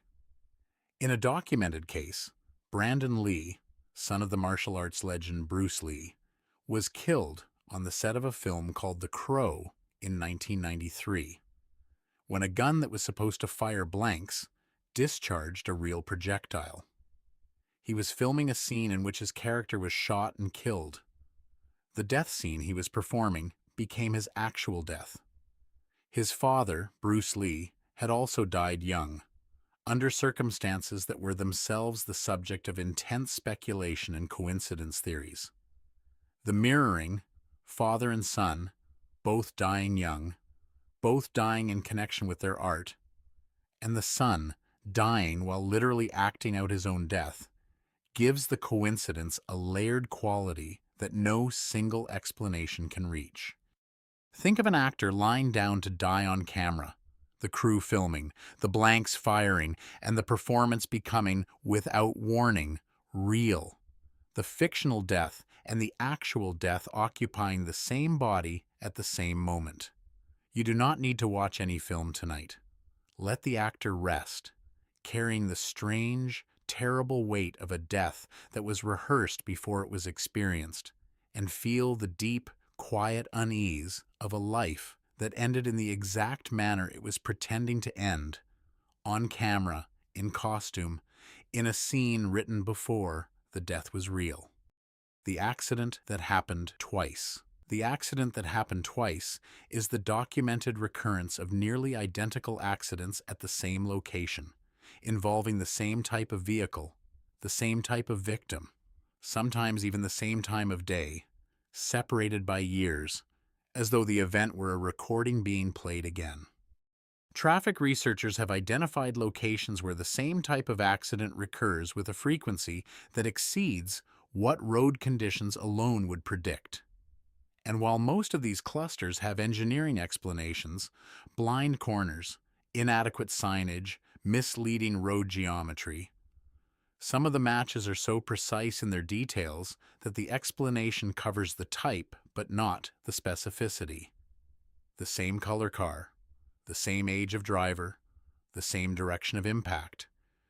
The details that should vary randomly sometimes do not, and the match produces a feeling that engineering cannot fully address. Think of an accident happening at a bend in the road, and years later, the same type of car, driven by a person of the same age, striking the same barrier, at the same angle, as though the accident were not a new event, but a replay of an old one, staged by circumstances that do not know they are repeating themselves. You do not need to drive tonight. Let the road rest, carrying its repeated accident, and feel the quiet, persistent eeriness of a world where the same thing sometimes happens twice, in the same place, in the same way, for no reason that fully explains why the match is so close. The curse that followed an object.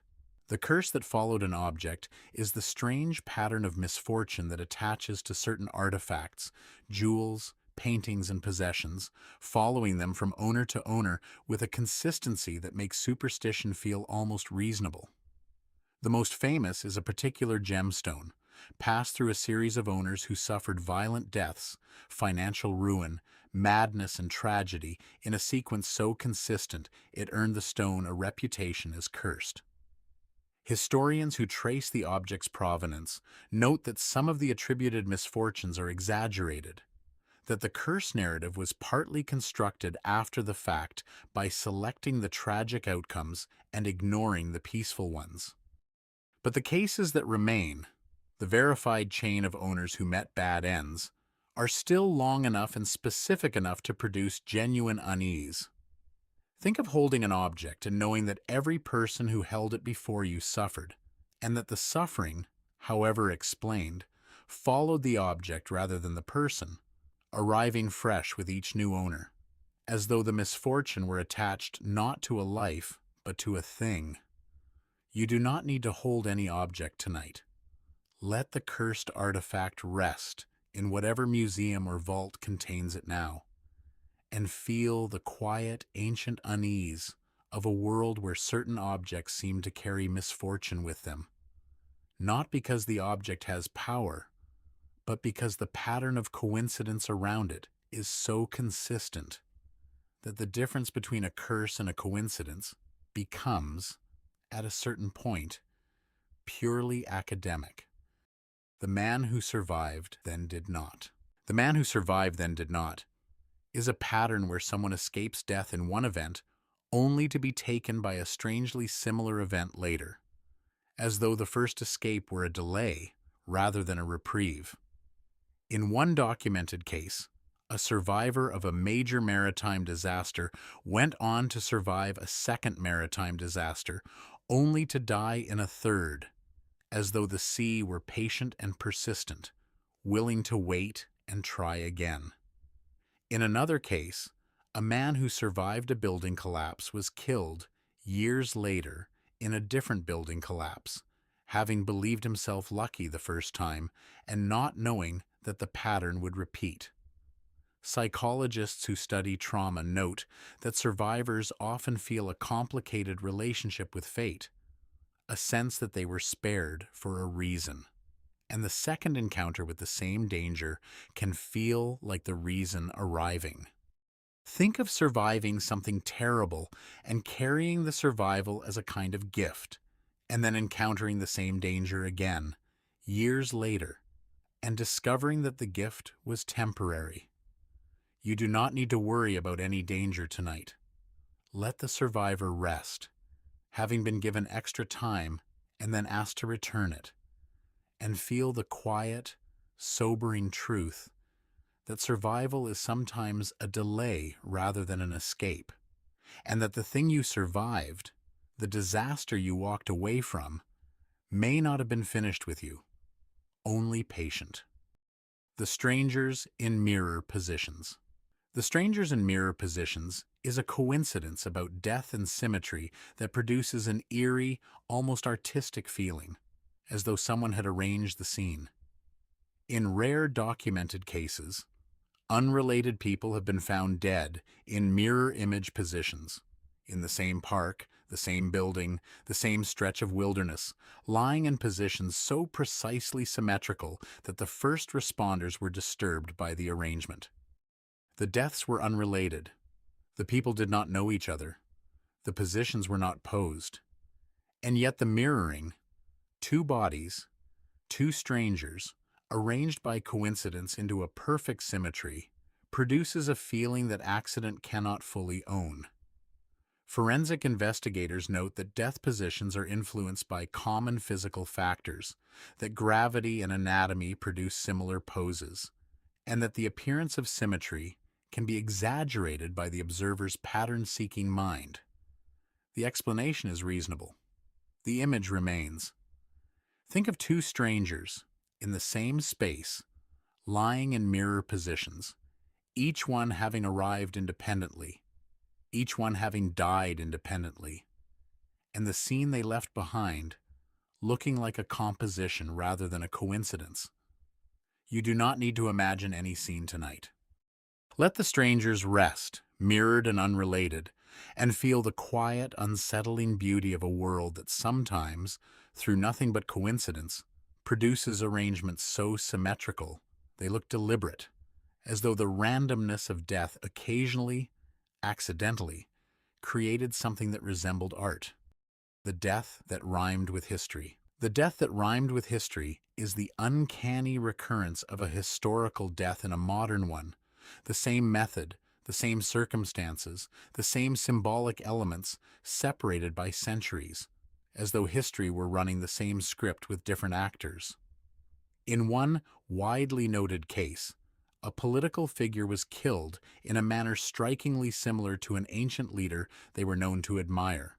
The same type of attack, in a similar setting, with parallel details that historians noted with quiet unease. In another, a scientist died in an accident that mirrored the death of an earlier scientist in the same field, working on the same problem, in the same type of laboratory, as though the research itself carried a cost that had to be paid at regular intervals. Historians who study recurrence note that human circumstances produce similar situations across eras, and that the number of ways a person can die is finite, making some overlap inevitable. But the specific matches, the ones that carry symbolic weight, the ones where the echo seems intentional, produce a feeling that statistical explanation does not reach. Think of history repeating not in broad patterns, but in precise details. The same death happening twice, centuries apart, to people connected by nothing but the nature of the death itself. You do not need to study any history tonight.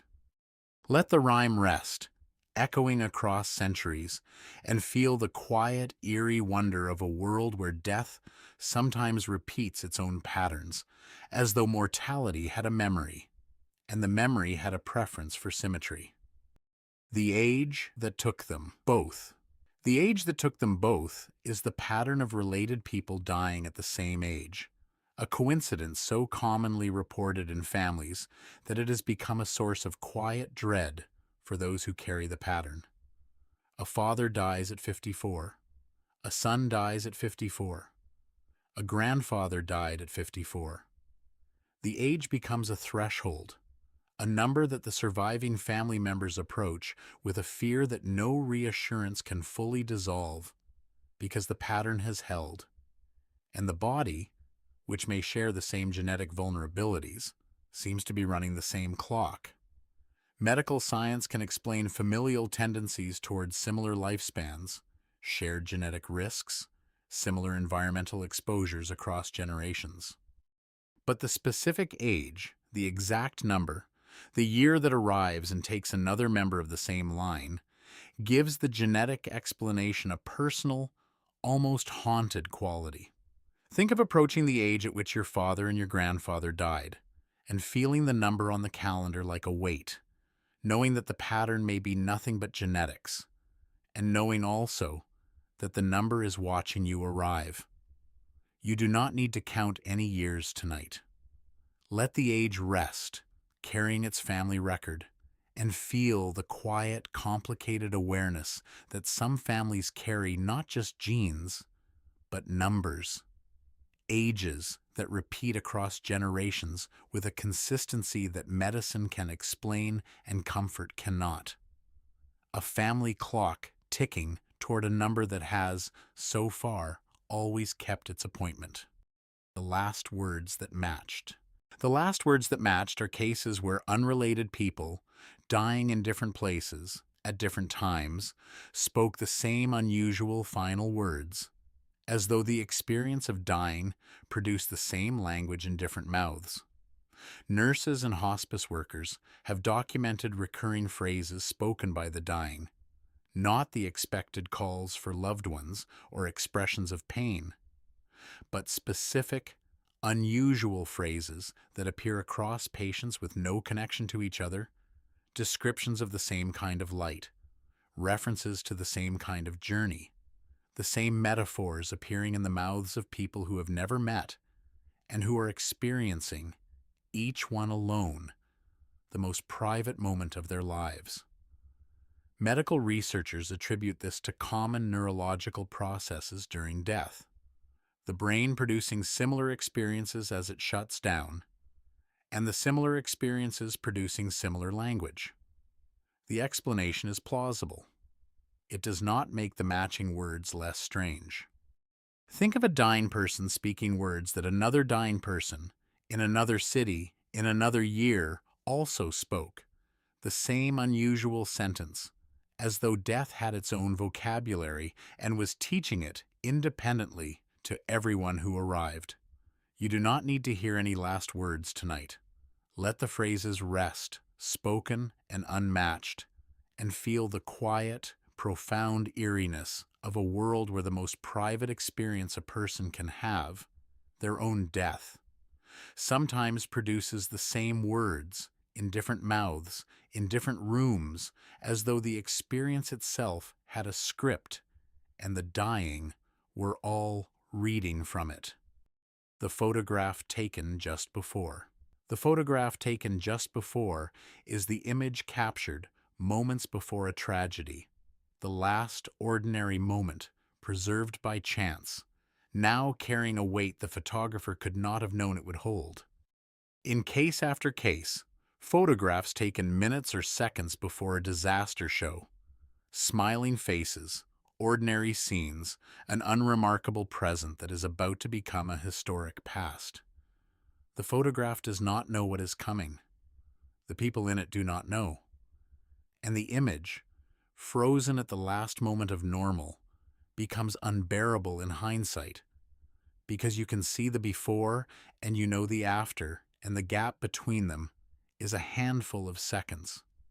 Photographic historians have collected these images, the last photos before earthquakes, accidents, attacks, and personal tragedies, and the collection produces a cumulative effect that individual images cannot.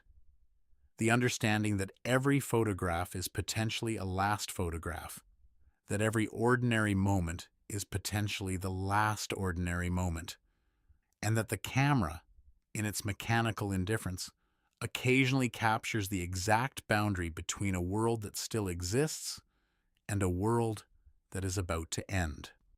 Think of a photograph of yourself, taken on an ordinary day, and consider that every photograph is, in some sense, a picture of a world that no longer exists. You do not need to look at any photographs tonight.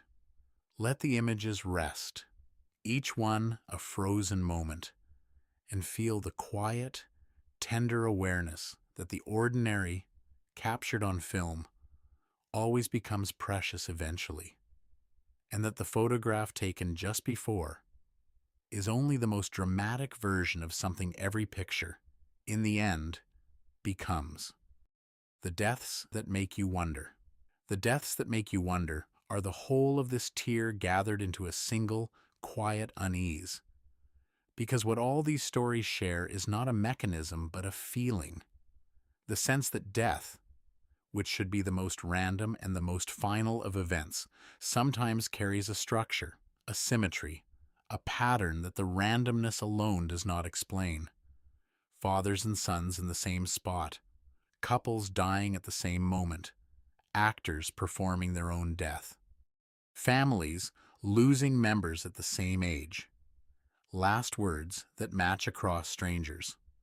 None of these patterns have a verified cause beyond coincidence and statistics, and yet the accumulation of them, story after story, death after death, produces something that individual debunking cannot dissolve. The quiet, persistent question of whether mortality has its own logic, its own preferences, its own sense of form. Think of how many of these stories left you not with an explanation, but with a wondering, a question you could not quite dismiss and could not quite answer, sitting in the space between the explained and the felt.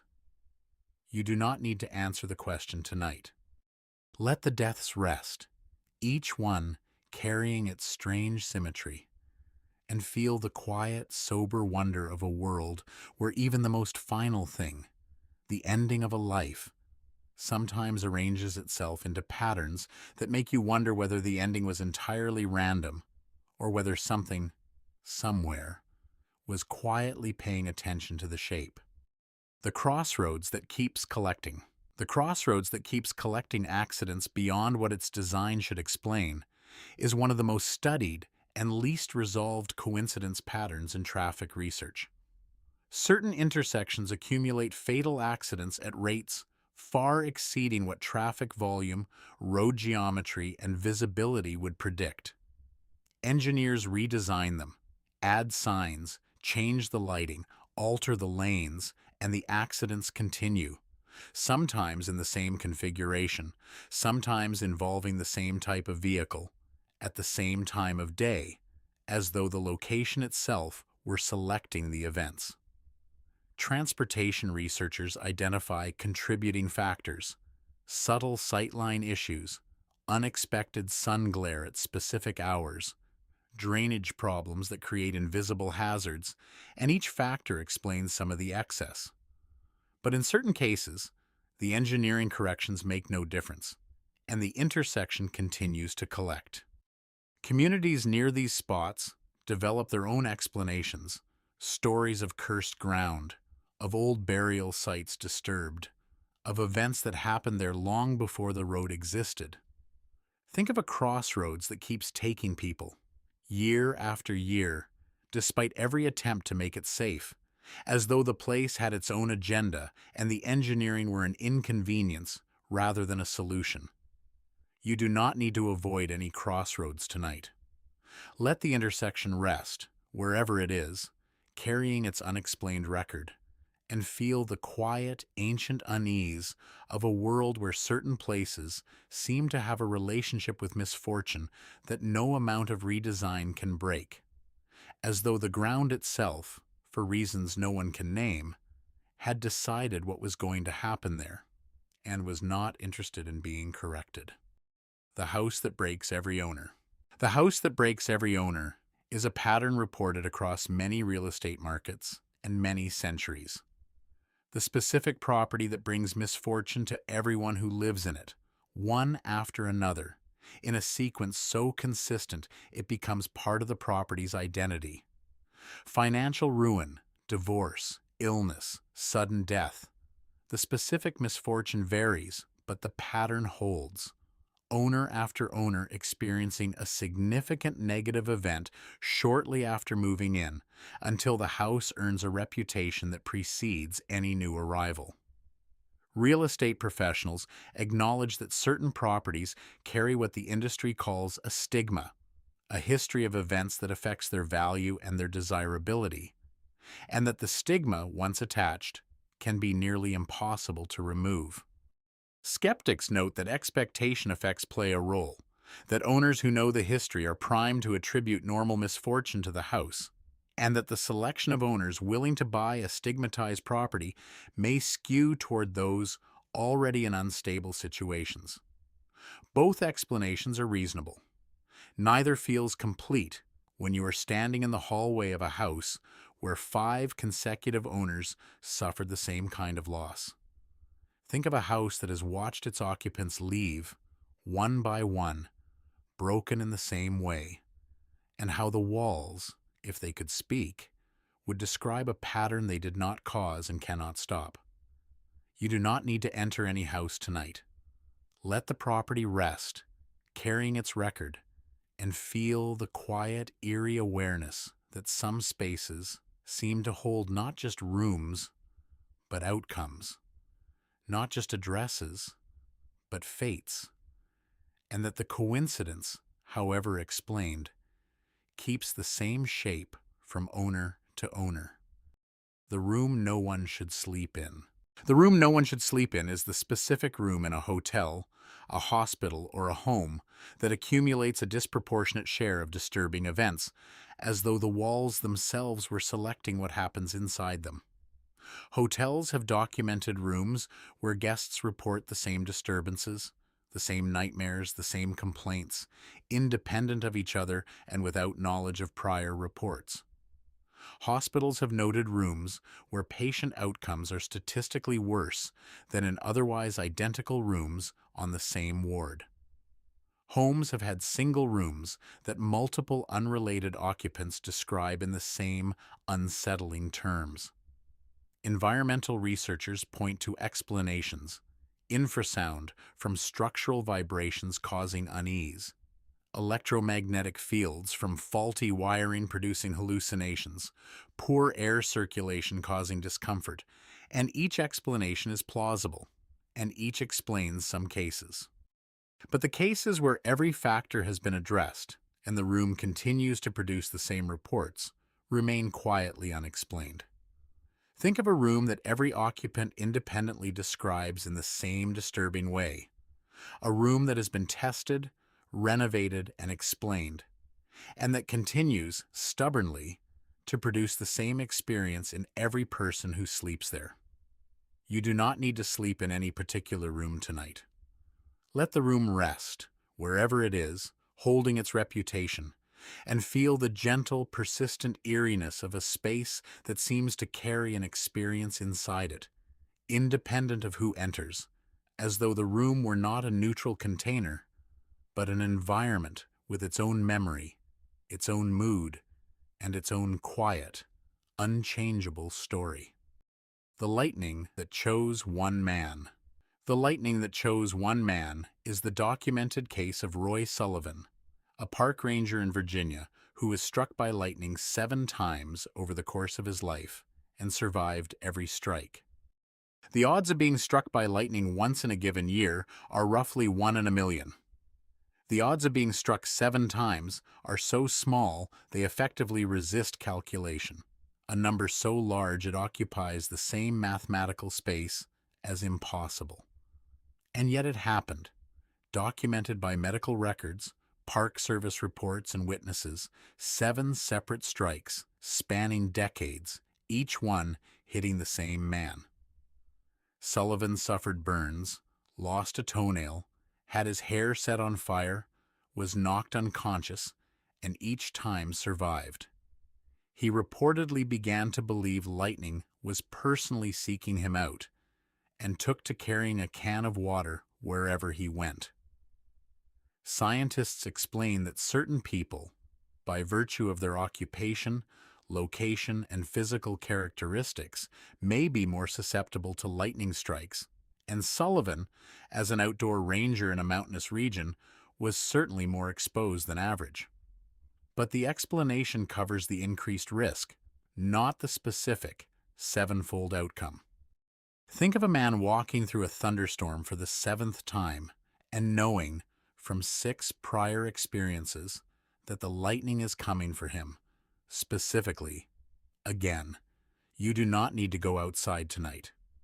Let Roy Sullivan rest, carrying his 7 strikes, and feel the quiet, almost humorous eeriness of a universe that seemed to have a personal relationship with one particular man and a very specific way of expressing it. The river that returns the same way. The river that returns the same way is the phenomenon of certain waterways giving up their dead in patterns, the same stretch producing recoveries at the same time of year, the same type of victim surfacing in the same conditions, as though the river were running on a schedule that had nothing to do with hydrology. Search and rescue teams working on specific waterways have noted that certain stretches of river produce recoveries with an eerie regularity, not random clusters, but repeated patterns, the same location, the same season, the same conditions, year after year. Hydrologists can explain some of this through water temperature, current patterns, and seasonal flow changes, all of which affect when and where a body surfaces. But the specificity of some patterns, the exact week, the exact bend, goes beyond what seasonal hydrology comfortably accounts for. Think of a stretch of river that gives up its dead at the same time every year, as though the water were keeping a schedule, releasing what it held at the same point in its annual cycle, indifferent to who it carries and faithful only to the timing. You do not need to visit any river tonight. Let the water rest wherever it flows, carrying its pattern, and feel the quiet, somber eeriness of a natural force that seems to operate on a rhythm deeper than its currents, a schedule written not by anyone, but by the geometry of water and time and gravity, repeating itself with a regularity that turns hydrology into something that feels, unsettlingly, like memory. The town built on repeated disaster. The town built on repeated disaster is the community that has been struck by the same type of catastrophe more than once, rebuilt each time, and struck again, as though the location were marked for a specific kind of destruction. Certain towns have been destroyed by floods and rebuilt in the same floodplain, only to be flooded again. Others have been struck by tornadoes multiple times, in a corridor that keeps delivering the same weather, decade after decade. Island communities have been hit by the same type of storm at intervals so regular they seem cyclical rather than random. Geographers and disaster researchers note that many of these cases have straightforward explanations. Towns built in geographically vulnerable locations, floodplains, tornado alleys, coastal hurricane zones, and that the repetition is not coincidence, but consequence, the result of building where the risk is highest. The explanation is sound. It does not fully dissolve the strangeness of a community that has been destroyed and rebuilt on the same ground 3 or 4 times by the same force, as though the town and the disaster were locked in a relationship that rebuilding could not end. Think of a town rising from the rubble of its third flood, its inhabitants returning, knowing the water will come again, and choosing, despite everything, to stay. You do not need to build anything tonight. Let the town rest, rebuilt and waiting, and feel the quiet, complicated wonder of a place that refuses to move despite the pattern, and a pattern that refuses to stop despite the town. The bench where strangers keep meeting. The bench where strangers keep meeting is a gentler coincidence. The documented pattern of unrelated people striking up significant conversations or forming meaningful connections at the same physical location, a park bench, a cafe table, a specific spot in a public space, as though the place were a stage and the meetings were scenes it kept producing. Urban researchers who study public spaces have noted that certain locations within larger spaces consistently produce more social interaction than others, determined by sight lines, pedestrian flow, and proximity to decision points, and that these high interaction spots function as natural gathering points for the open and the lonely. The explanation is architectural. The feeling is personal. People who met someone important at a particular spot often return to it with a sense of significance, that the spot itself seems to hold. Think of a bench in a park where you once had a conversation that changed something, and how the bench, an ordinary object, now carries a weight that wood and iron should not be able to hold. You do not need to sit anywhere tonight. Let the bench rest in whatever park holds it, and feel the gentle, warm eeriness of a world where certain places seem to collect certain meetings, as though geography had a talent for introducing people, and certain coordinates on the Earth's surface were, for reasons no one designed, slightly more alive than others. The tree that stood at every event. The tree that stood at every event is the phenomenon of a single, old tree being present at multiple significant historical events, standing at the site as centuries of human drama played out around it. A silent witness to weddings and executions, treaties and battles, ordinary days and extraordinary ones, the only living thing that was there for all of it. Ancient trees in historic locations carry this quality naturally, their age spanning enough history that they were physically present for events separated by centuries, rooted in the same spot while the world changed around them. Arborists estimate that some living trees are over 1,000 years old, which means they were standing when empires rose and fell, when wars were fought in their shade, when lovers carved initials into their bark, centuries apart. The tree did not participate.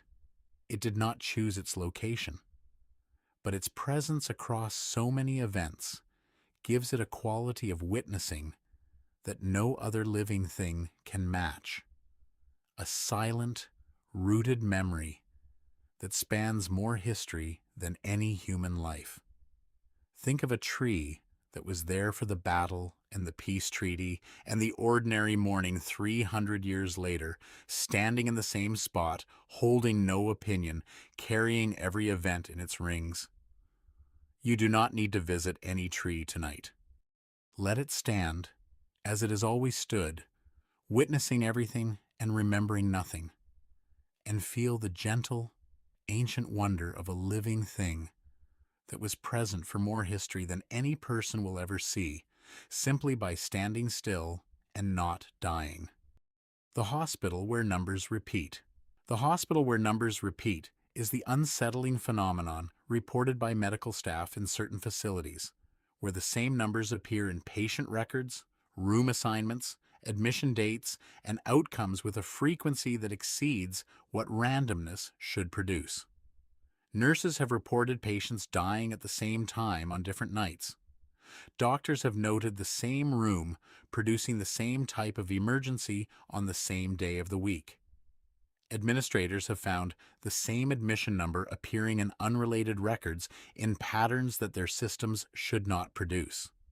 Hospital statisticians generally attribute these patterns to the structure of the system itself.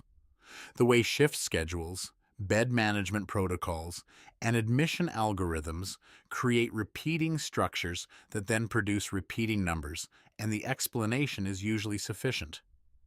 But the experience of the staff, the people who notice the same number appearing again and again in the margins of their work, is one of quiet, persistent unease. A feeling that the system is producing signals it was not designed to produce. Think of a nurse seeing the same number on the same chart in the same room for the third time this month, and knowing the explanation and not being comforted by it. You do not need to check any numbers tonight. Let the hospital rest, carrying its patterns, and feel the quiet, systemic eeriness of a world where the structures we build to organize chaos sometimes produce their own patterns. Patterns that look, from inside the system, uncomfortably like messages. The bridge that holds a pattern. The bridge that holds a pattern is the specific bridge that attracts a disproportionate number of a particular type of incident, becoming known not just as a structure, but as a location with a reputation, a place where the same thing keeps happening despite every intervention. Engineers add barriers. Authorities increase patrols. The community raises awareness. and the bridge continues to draw the same events, as though its reputation had become self-reinforcing. The bridge's fame for a particular type of incident contributing to the very pattern it was trying to break.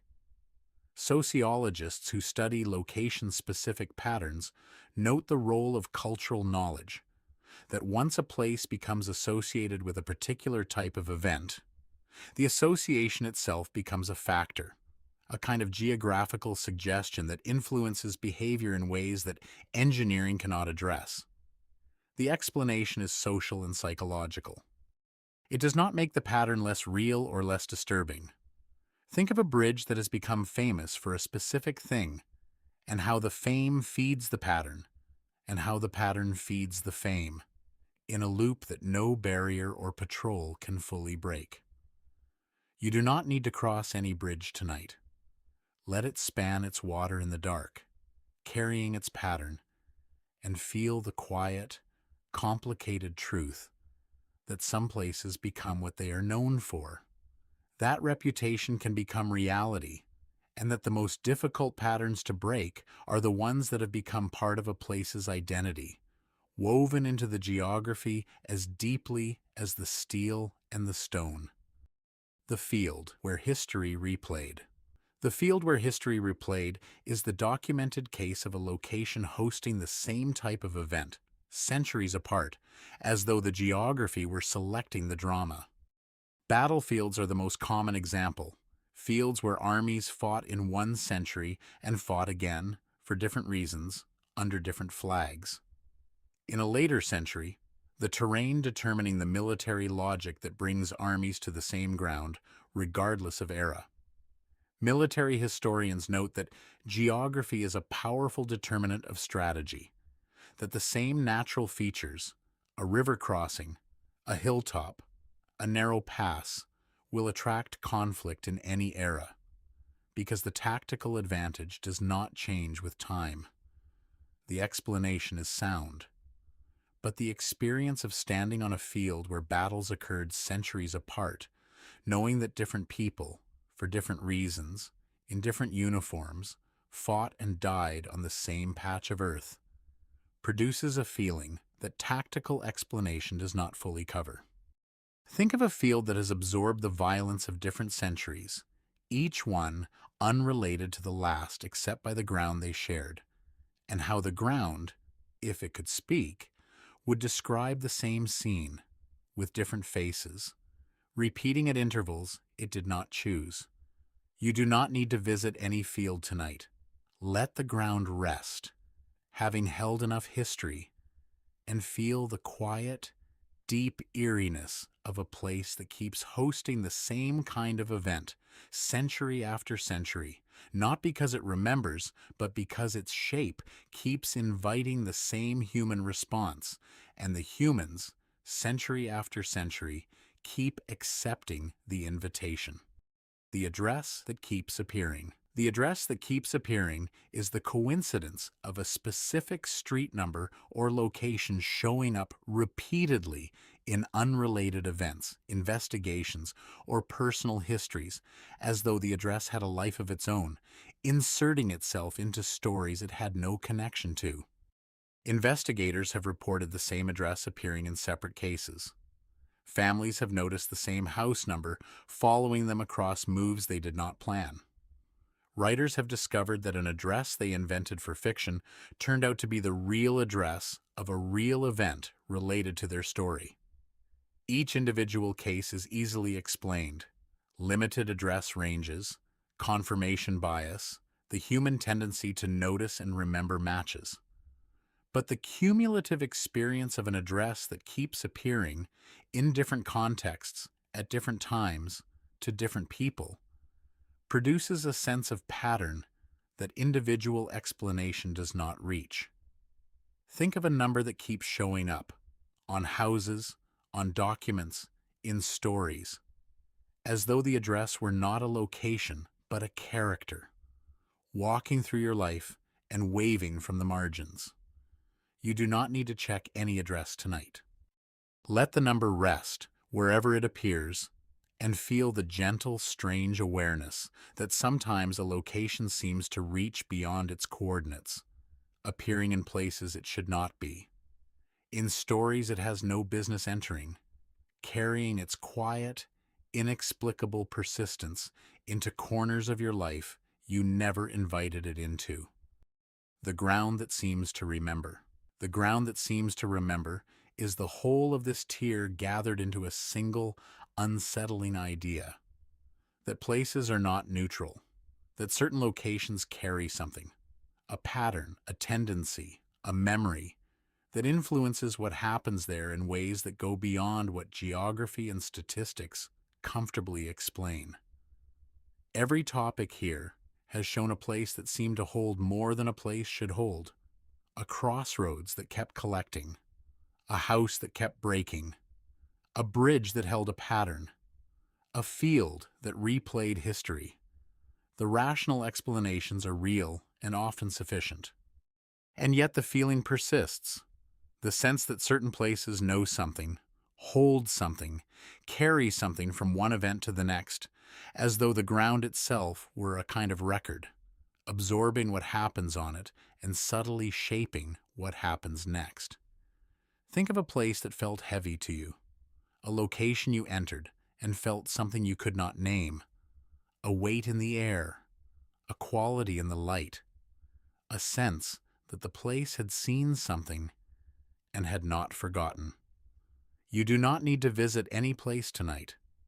Let the ground rest, wherever it is, carrying its unverifiable memory, and feel the quiet, ancient truth that humans have always believed certain places are alive, that the land remembers, that the ground holds what happened on it, and that the modern mind, for all its rationality, has never fully shaken the feeling that some places, quietly and without explanation, do.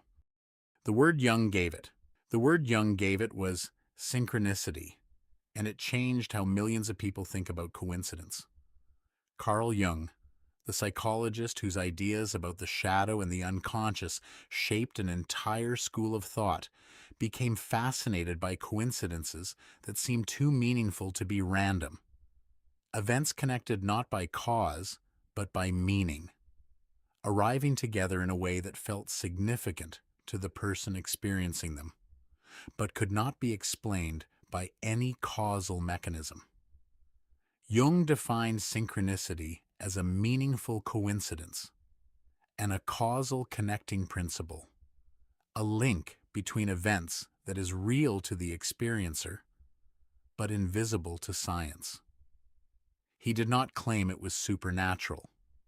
He claimed it was a principle of nature that science had not yet described, a way the universe organized itself that had nothing to do with one thing causing another, and everything to do with one thing, meaning something alongside another. Think of a coincidence in your own life that felt meaningful, that arrived at a moment when you needed it, carrying a message the universe had no way of sending, and how the feeling of significance was completely real, even though no mechanism could explain it.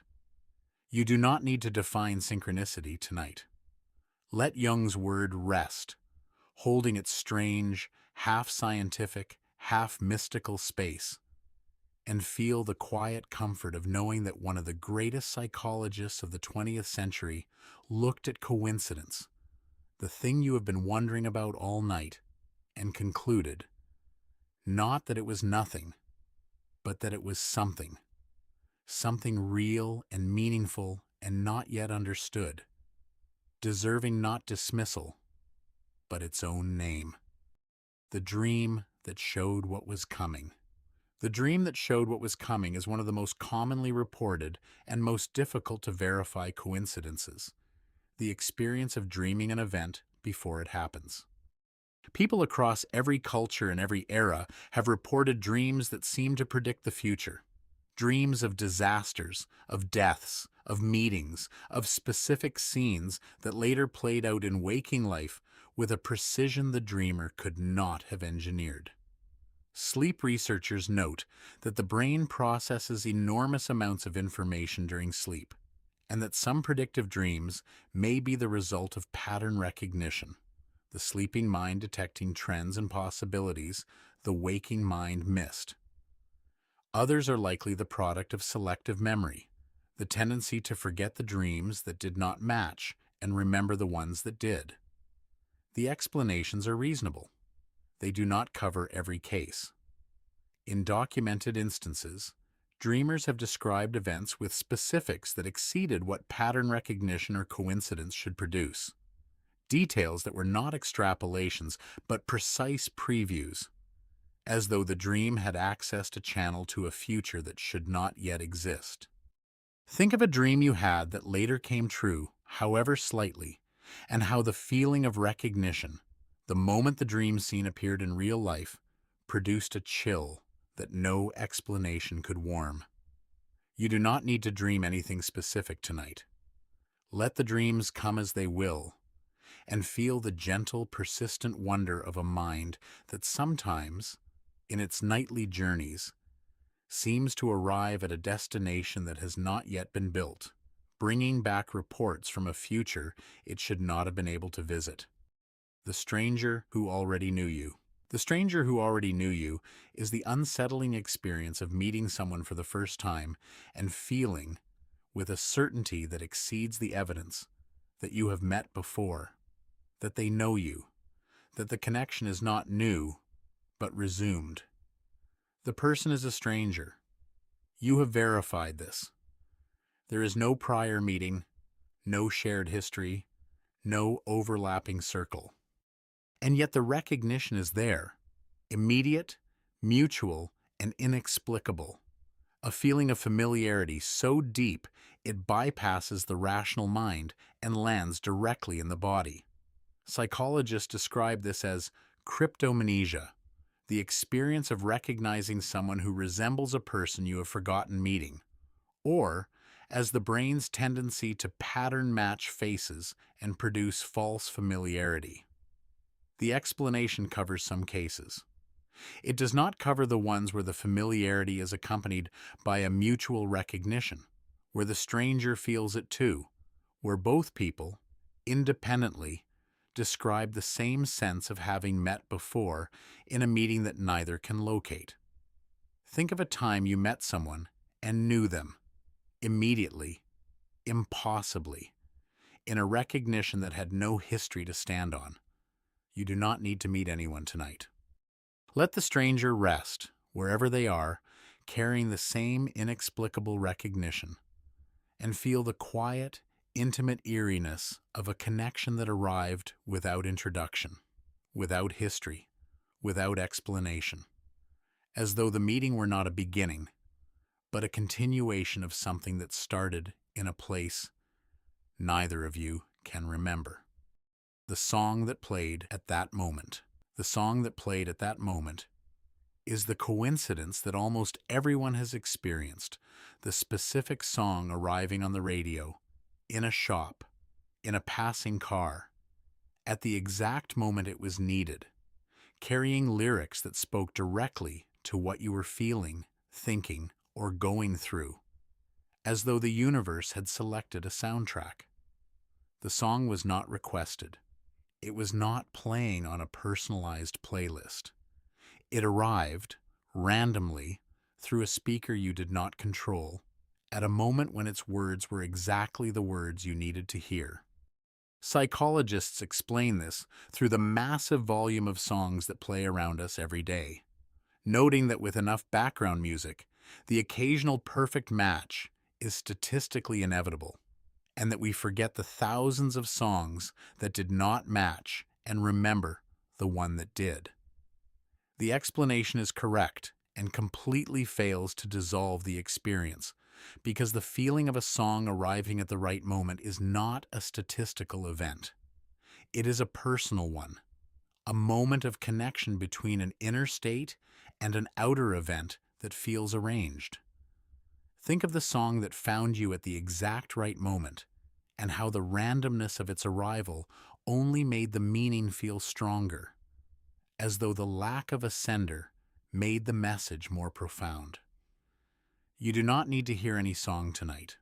Let the silence rest and feel the gentle, beautiful wonder of a world where the background noise occasionally, without reason, speaks directly to you. The lost thing found by who needed it. The lost thing found by who needed it is a coincidence about objects and people that makes the physical world feel like it has preferences. An object is lost, sometimes for years, sometimes across continents, and it is found not by a random person, but by the specific person who most needed to find it. The original owner, a descendant, the one person for whom the object carries irreplaceable meaning. Lost rings return to their owners after decades. Letters delivered to the descendants of the writer.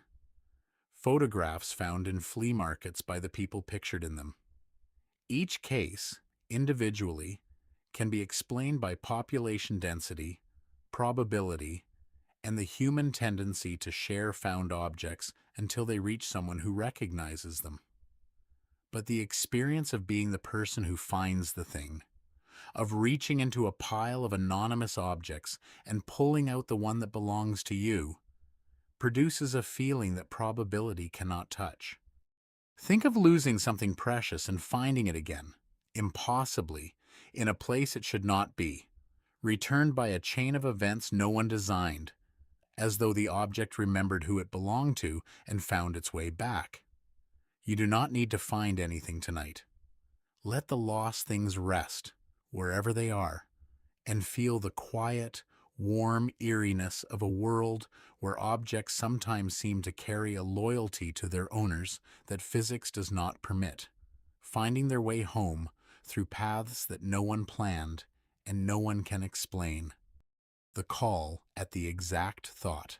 The call at the exact thought is the experience of thinking about someone and having them call at that precise moment, a coincidence so common it has become a cliché, and so strange that the cliché has never fully dissolved the strangeness.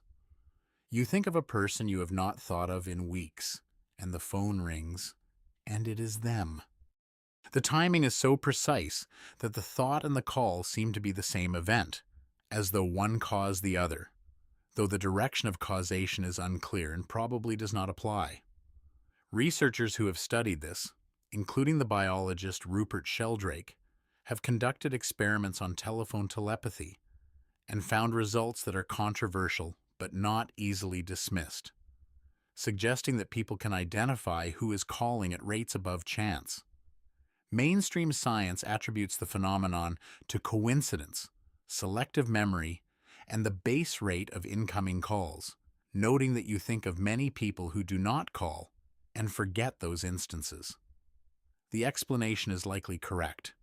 The experience is not affected by it. Think of the last time someone called you the moment you were thinking of them, and how the timing felt impossible, and how the explanation, coincidence, felt too thin to cover the precision.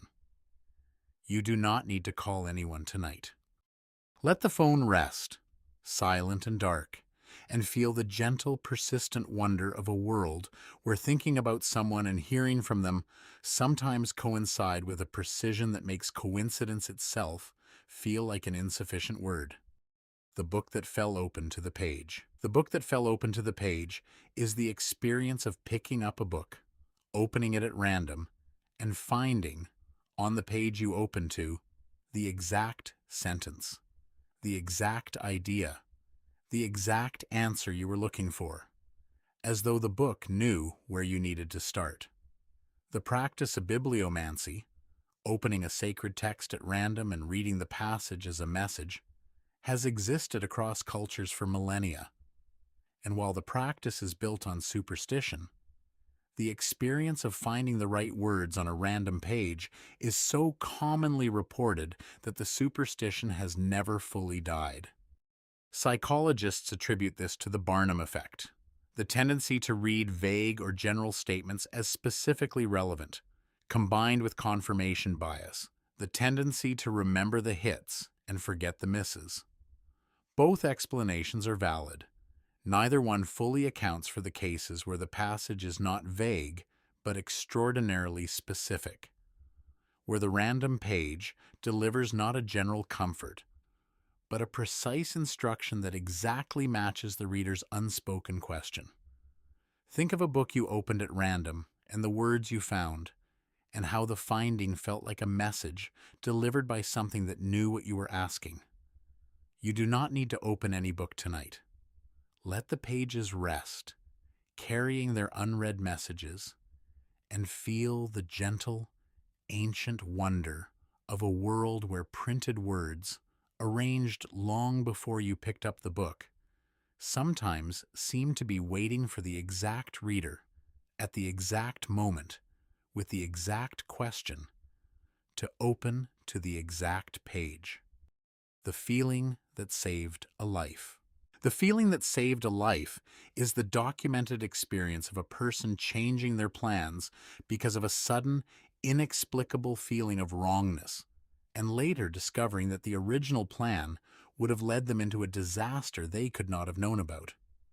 People have reported getting off planes that later crashed, turning back from roads that later became impassable, refusing to enter buildings that later collapsed, all because of a feeling, not a thought, not a reason, not information, but a raw, bodily sensation of wrongness that they obeyed without understanding. Neuropsychologists describe this as the brain's ability to process threat cues below the level of conscious awareness, detecting patterns that the conscious mind has not registered and expressing the detection as a physical feeling: unease, dread, the urge to leave. The explanation is elegant and covers many cases. It does not cover the ones where no cue was available, where the person was nowhere near the danger, where the feeling arrived in the absence of any detectable signal. Think of a time you changed your plans because something felt wrong, and you never knew whether the feeling saved you from something or whether the something was never there. You do not need to follow any feeling tonight. Let the instinct rest and feel the quiet, grateful wonder of a body that sometimes knows something the mind does not. A warning system that operates below the floor of awareness, sending its messages not as thoughts, but as feelings, and that sometimes, for reasons no one can fully explain, is right. The meeting too perfect for chance. The meeting too perfect for chance is the connection that arrived with so many right elements: the right time, the right place, the right words, the right person, that calling it a coincidence feels like an understatement. The meeting was not planned. It could not have been engineered. And yet every element aligned so precisely that the result feels less like an accident and more like an appointment, kept by a scheduler you did not hire.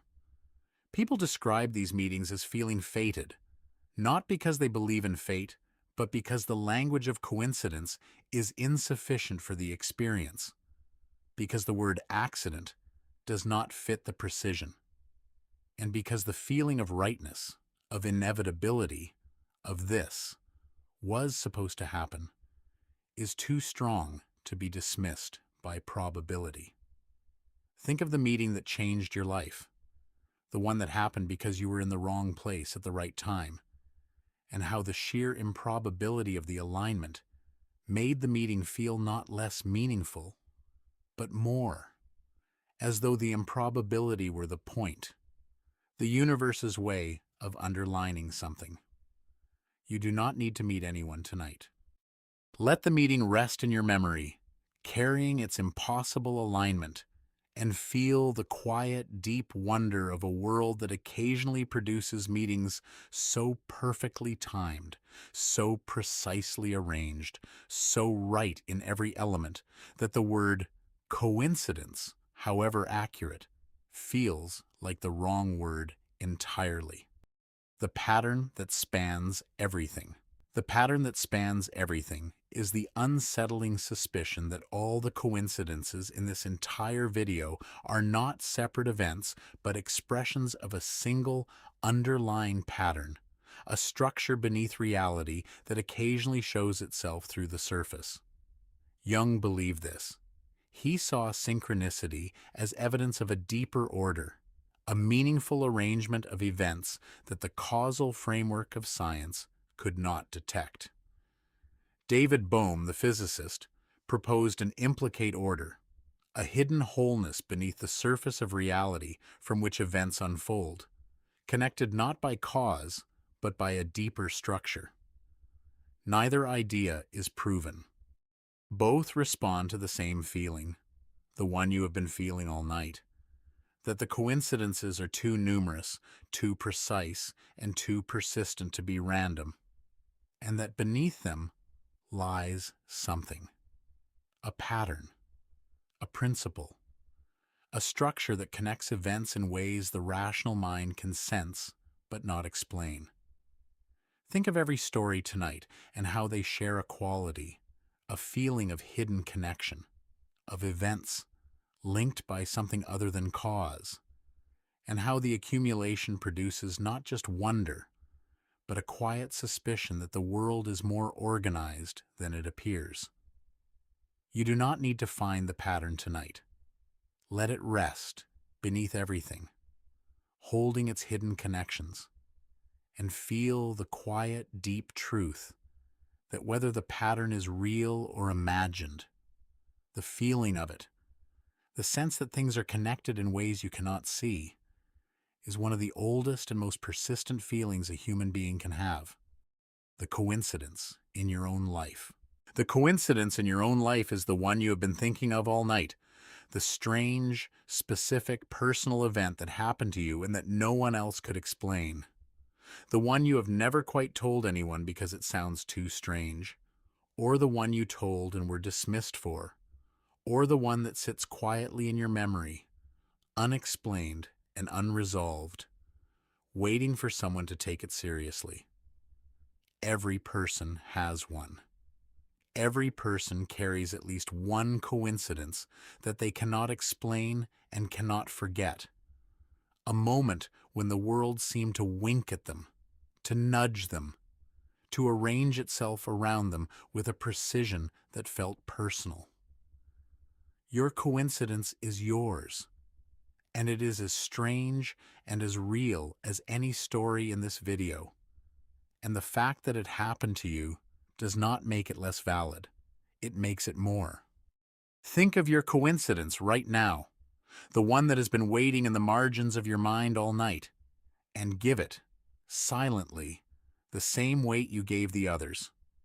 Because the strangest coincidences are not the ones that happen to famous people or appear in books. They are the ones that happen to you in your own ordinary life, carrying a strangeness that only you know. You do not need to explain your coincidence tonight.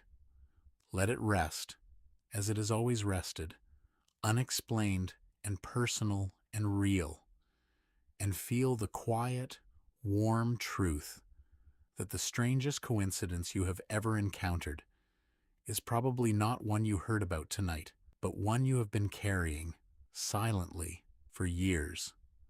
The connection you stopped explaining. The connection you stopped explaining is the coincidence you gave up trying to rationalize, the event you accepted without understanding, the moment you let the strangeness simply be strange and stopped reaching for a framework that could hold it. This is where coincidence leads, eventually, to a quiet surrender, not of reason, but of the demand that everything be explained.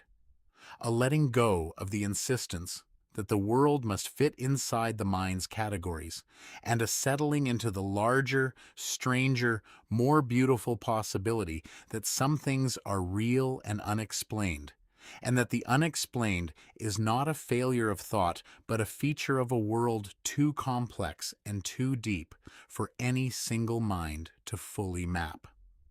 Think of the connection you stopped explaining, the coincidence you accepted without understanding, and how the acceptance, when it came, was not a defeat, but a relief, a kind of peace that the explaining never gave. You do not need to explain anything tonight. Let the connections rest, all of them, explained and unexplained, rational and impossible, and feel the deep, quiet peace of a mind that has wondered enough, that has held the strangeness gently, and that is ready at last to stop explaining and simply rest inside a world that is, and always has been, far stranger, far more connected, and far more beautiful than the explanations can reach. The world is stranger than you knew. The world is stranger than you knew. And this is the first truth the coincidences have been teaching you all night. That the orderly, predictable, explainable world you carried into this evening is not the whole picture. Beneath the surface of ordinary life, events are connecting in ways that no one designed. Patterns are forming that no one intended. And the fabric of reality, examined closely enough, shows threads that lead to places the rational mind cannot comfortably follow. This does not mean the world is magical, or that science is wrong, or that the explanations are inadequate. It means that even with every explanation accounted for, the world retains a residue of strangeness, that the explaining does not dissolve, a remainder, a surplus, a thin layer of the inexplicable that clings to reality no matter how thoroughly you wipe. Every coincidence tonight has left that layer intact, the stories explained, and the strangeness still there, as though the explaining and the strangeness occupied different planes. Think of how the world felt before tonight, orderly and predictable and mostly understood, and how it feels now. The same world, the same laws, but with a thin, quiet layer of the strange showing through, like light, visible through a crack in a wall you thought was solid. You do not need to understand the strangeness tonight. Let it rest, as it has always rested, beneath the surface of the explainable, and feel the quiet, honest shift of knowing that the world you live in is stranger than you thought, and that the strangeness is not a flaw in your understanding, but a feature of a world that has always been more than the explanations can hold. The meaning you cannot prove. The meaning you cannot prove is the feeling that the coincidence meant something, that it was not random but significant, that it carried a message or a purpose that arrived without a sender. This feeling is universal. It appears in every culture, in every era, in every person who has ever experienced a coincidence precise enough to produce the sensation of meaning. And the meaning cannot be proven. It cannot be measured. It cannot be demonstrated to anyone who did not experience it. It exists only in the space between the event and the person, in the subjective feeling of significance that no objective instrument can detect. Scientists are right to say that the feeling of meaning does not prove meaning exists. And the person who felt it is right to say that the feeling was real. Both are true. The meaning you cannot prove is real as an experience and unverifiable as a fact. And the gap between those two truths is where the mystery lives. Think of a coincidence that felt meaningful to you, and how certain you were that it meant something, and how completely unable you are to prove it to anyone else. The meaning was yours. It was real, and it cannot be shared. You do not need to prove anything tonight. Let the meaning rest, private and unverifiable, and feel the quiet, honest truth that some of the most important things you have ever felt are things you can never demonstrate, and that the inability to prove them does not make them less real, only less shareable, carried by you alone, in a mind that feels what it cannot show. The randomness that feels alive. The randomness that feels alive is the strange quality of pure chance when it produces something that looks, acts, and feels like intention. A coin lands heads 10 times and feels like it is choosing. A coincidence occurs and feels like it was sent.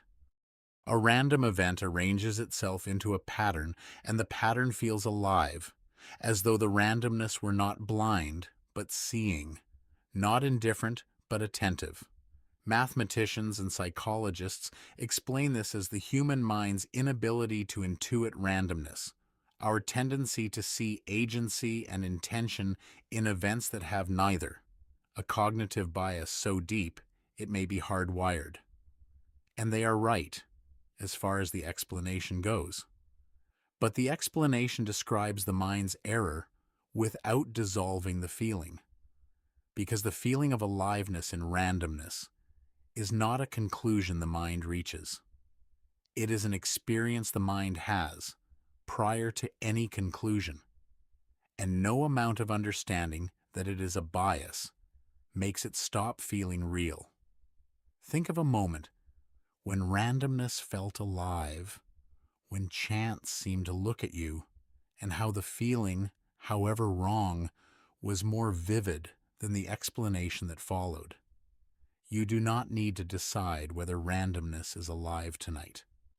Let it rest, blind and possibly seeing, indifferent and possibly attentive, and feel the quiet, beautiful truth that the human mind, for all its rationality, lives in a world where chance feels like it has a face, and where the face, however imaginary, is the most vivid thing in the room. The pattern, or the pareidolia. The pattern or the pareidolia is the question that sits beneath every coincidence you have heard tonight. The question of whether the patterns are real, or whether you are simply very, very good at seeing patterns in things that have none. Pareidolia is the brain's tendency to perceive meaningful patterns in random data, faces in clouds, messages in static, connections in noise, and it is one of the most powerful and most ancient features of the human mind, evolved to detect threats and opportunities in a noisy world, even at the cost of frequent false positives. Every coincidence in this video could be pareidolia. Every pattern could be noise that your brain organized into signal. The faces you see in the clouds may not be there, but the question is whether this explanation, however correct, fully satisfies, whether the world that produced the clouds also produced the brain that sees faces in them, and whether the seeing, even if wrong, points at something real about the relationship between mind and world. Think of the patterns you have seen tonight and ask, honestly, whether they were in the events or in you, and notice that the question, posed honestly, does not have a clear answer, only a choice between two kinds of uncertainty. You do not need to choose tonight.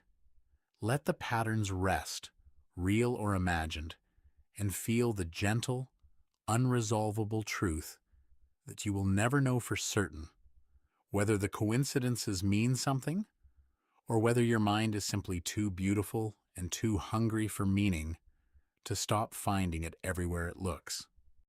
The comfort of not knowing. The comfort of not knowing is what arrives when you stop demanding that the coincidences be either explained or validated, and simply let them be what they are: strange, beautiful, unresolved, and present. There is a peace in not knowing, a relief in releasing the need for the world to fit inside a framework, and the coincidences, held without explanation, become something gentler than mysteries. They become companions, quiet presences in a world that is more interesting than the explanations allow, and more mysterious than the rational mind is comfortable admitting. The philosopher Keats called this negative capability the capacity to remain in uncertainty without any irritable reaching after fact and reason, and he considered it one of the highest achievements of the human mind. Think of how much of tonight was spent in uncertainty, hearing stories that could not be explained and could not be dismissed, and how the uncertainty, rather than frustrating you, may have become a kind of resting place, a quiet space where the mind could stop working and simply wonder. You do not need to know anything tonight. Let the not knowing rest as a comfort rather than a failure, and feel the deep, quiet peace of a mind that has stopped demanding answers and started simply being present with the questions, held in a world that is strange and beautiful and unexplained, and that does not, tonight, need to be anything else. The universe that seems to notice. The universe that seems to notice is the feeling beneath every coincidence, the quiet, persistent, unprovable sense that the world is paying attention to you, that the coincidences are not random but aimed, that something out there, however impersonal and however unnamed, is aware of your particular life and is occasionally, gently, nudging. Science has no place for this feeling. There is no mechanism by which the universe could notice an individual. There is no instrument that could detect a nudge from reality. And yet the feeling persists across cultures, across centuries, across every level of education and sophistication. The sense that the world, sometimes, is looking back. Psychologists call this the agency detection bias, the tendency to perceive intention in impersonal events. And it is one of the most deeply rooted features of the human mind. The bias is real. The universe's noticing may not be. And yet the coincidences keep arriving, precise and personal and perfectly timed. And the feeling that they were meant for you, however wrong, is one of the most comforting feelings a person can have in a universe that is, by all scientific accounts, indifferent.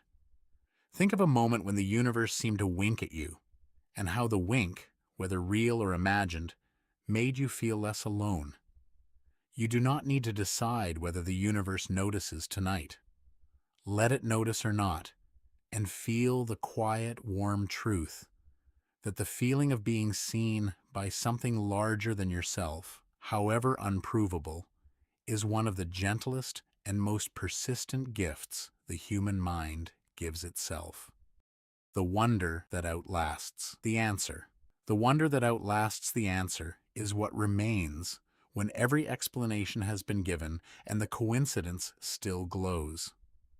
You have heard the statistics, the biases, the base rates, the pattern recognition, the selective memory. You understand that coincidences are mathematically inevitable, that the human mind is a pattern-seeking machine, that the strangeness is partly in the events and partly in you. And the wonder remains. It outlasts every answer, because it is not a failure of understanding, but a quality of experience. The feeling of being alive in a world that is more intricate and more connected than any map of it can show. Wonder is not ignorance. It is the feeling that survives knowledge, the thing that keeps glowing after the explanation has been delivered and accepted. Think of how much you understand about coincidence now, after 100 stories, and how the understanding has not diminished the wonder but deepened it, as though knowing more about why the world is strange only makes the strangeness more beautiful. You do not need to wonder at anything specific tonight.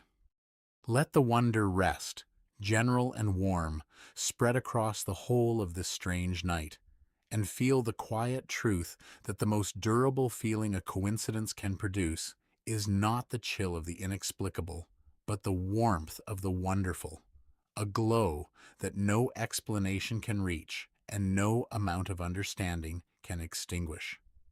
The strangeness you carry with you. The strangeness you carry with you is the quiet residue of 100 coincidences, the thin layer of the inexplicable that has settled over your view of the world tonight, and that will still be there in the morning, not as a belief or a conclusion, but as a quality, a gentle strangeness in the way you see ordinary things. You will walk through tomorrow, and the ordinary will look slightly different, slightly more mysterious, slightly more connected, because you spent a night in the company of things that should not have happened and did. The strangeness does not need to be maintained or defended. It simply rests as a quiet adjustment in the way you perceive, a small widening of the lens through which you see the world.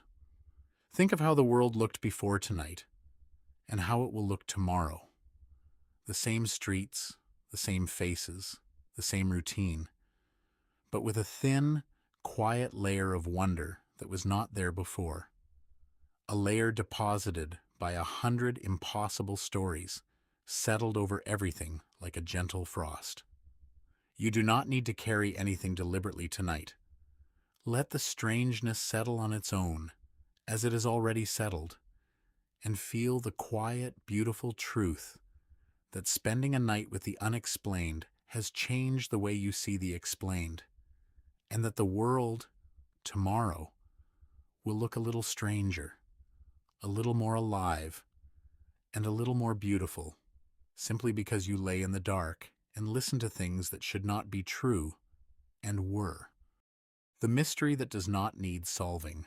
The mystery that does not need solving is the final gift the coincidences offer. The understanding that a mystery held gently is more nourishing than a mystery forced open. We spend our lives trying to solve things, to close the loop, to find the answer that makes the question disappear. But some questions are not meant to disappear. They are meant to be carried, open and alive, giving the mind something to wonder at rather than something to finish. The coincidences tonight were never problems to be solved. They were mysteries to be held, each one a small opening in the solid wall of the explained, letting in a light that comes from somewhere you cannot name. Contemplatives across traditions have described the unsolved mystery as a kind of sustenance, a nourishment. The answered question cannot provide, because the answer closes the door that the question held open, and the open door is where the light comes in. Think of how much of tonight was spent not in frustration but in wonder, and how the wondering, the not knowing, was not a lack, but a fullness, a rich and gentle presence that no answer could have improved. You do not need to solve any mystery tonight. Let them all rest, open and luminous, each one a door that stays ajar, letting in a light from somewhere you do not need to find, and feel the deep, quiet peace of a mind that has learned, at least for tonight, that some things are more beautiful unsolved, that the mystery does not need to be conquered, and that carrying it gently is, in the end, the only thing it ever asked of you. The night full of things unexplained. The night full of things unexplained is almost over now, and you have carried every story, every coincidence, every impossible pattern, gently, in the dark, without needing to solve any of them. The novel that sank before the ship, the twins who lived the same life, the numbers that would not stop repeating, the books that saw the future, the deaths that mirrored each other, the places that seemed to remember, the connections no one can explain. All of them are here, resting beside you, asking nothing, explaining nothing, simply present, like the dark itself, holding everything and revealing nothing. You do not need to remember any of them. They will rest in you the way dreams rest, half remembered, half felt, a quiet presence that shapes the waking without announcing itself. Let the stories settle. Let the questions close their eyes. Let the whole strange, beautiful night of things unexplained grow soft and warm and still, a blanket made of mysteries, covering you gently, asking nothing in return. The strange world holding you now. The strange world holding you now is the same one it has always been. The same world you woke up in this morning. The same streets, the same sky, the same laws of physics holding everything in place. But it is also, tonight, the world of the coincidences, The world where ships sink in novels before they sink in oceans, where twins live the same life without knowing, where numbers follow people from city to city, where the universe, indifferent and alive, produces patterns no one asked for. This world, the strange one, is not a different world. It is yours, the only one you have, stranger than you knew and more beautiful for the strangeness. Let it hold you now, as it has always held you, reliably and without explanation. A world that works perfectly and tells you nothing about why. There is nothing left to wonder. There is nothing left to solve. There is only the strange, warm, unexplained world holding you exactly as it is, in the only dark that is real, in the only night that is yours. The quiet after the coincidence. The quiet after the coincidence is where this ends. The stories are over. The patterns have gone still. The strangeness has settled, soft and warm, over everything. And what remains is only this: the dark, the warmth, the weight of your own tiredness, and a silence so complete it asks nothing of you at all. The coincidences are sleeping now, each one resting in its own impossible story, and you can rest beside them. One more strange and beautiful thing in a night full of things that should not be true and are. There is nothing left to explain, nothing left to wonder, nothing left to hold. Let the quiet take you now, the quiet that always follows the last story, the silence that arrives when the wondering is done. Let it hold you. Let yourself, at last, sleep.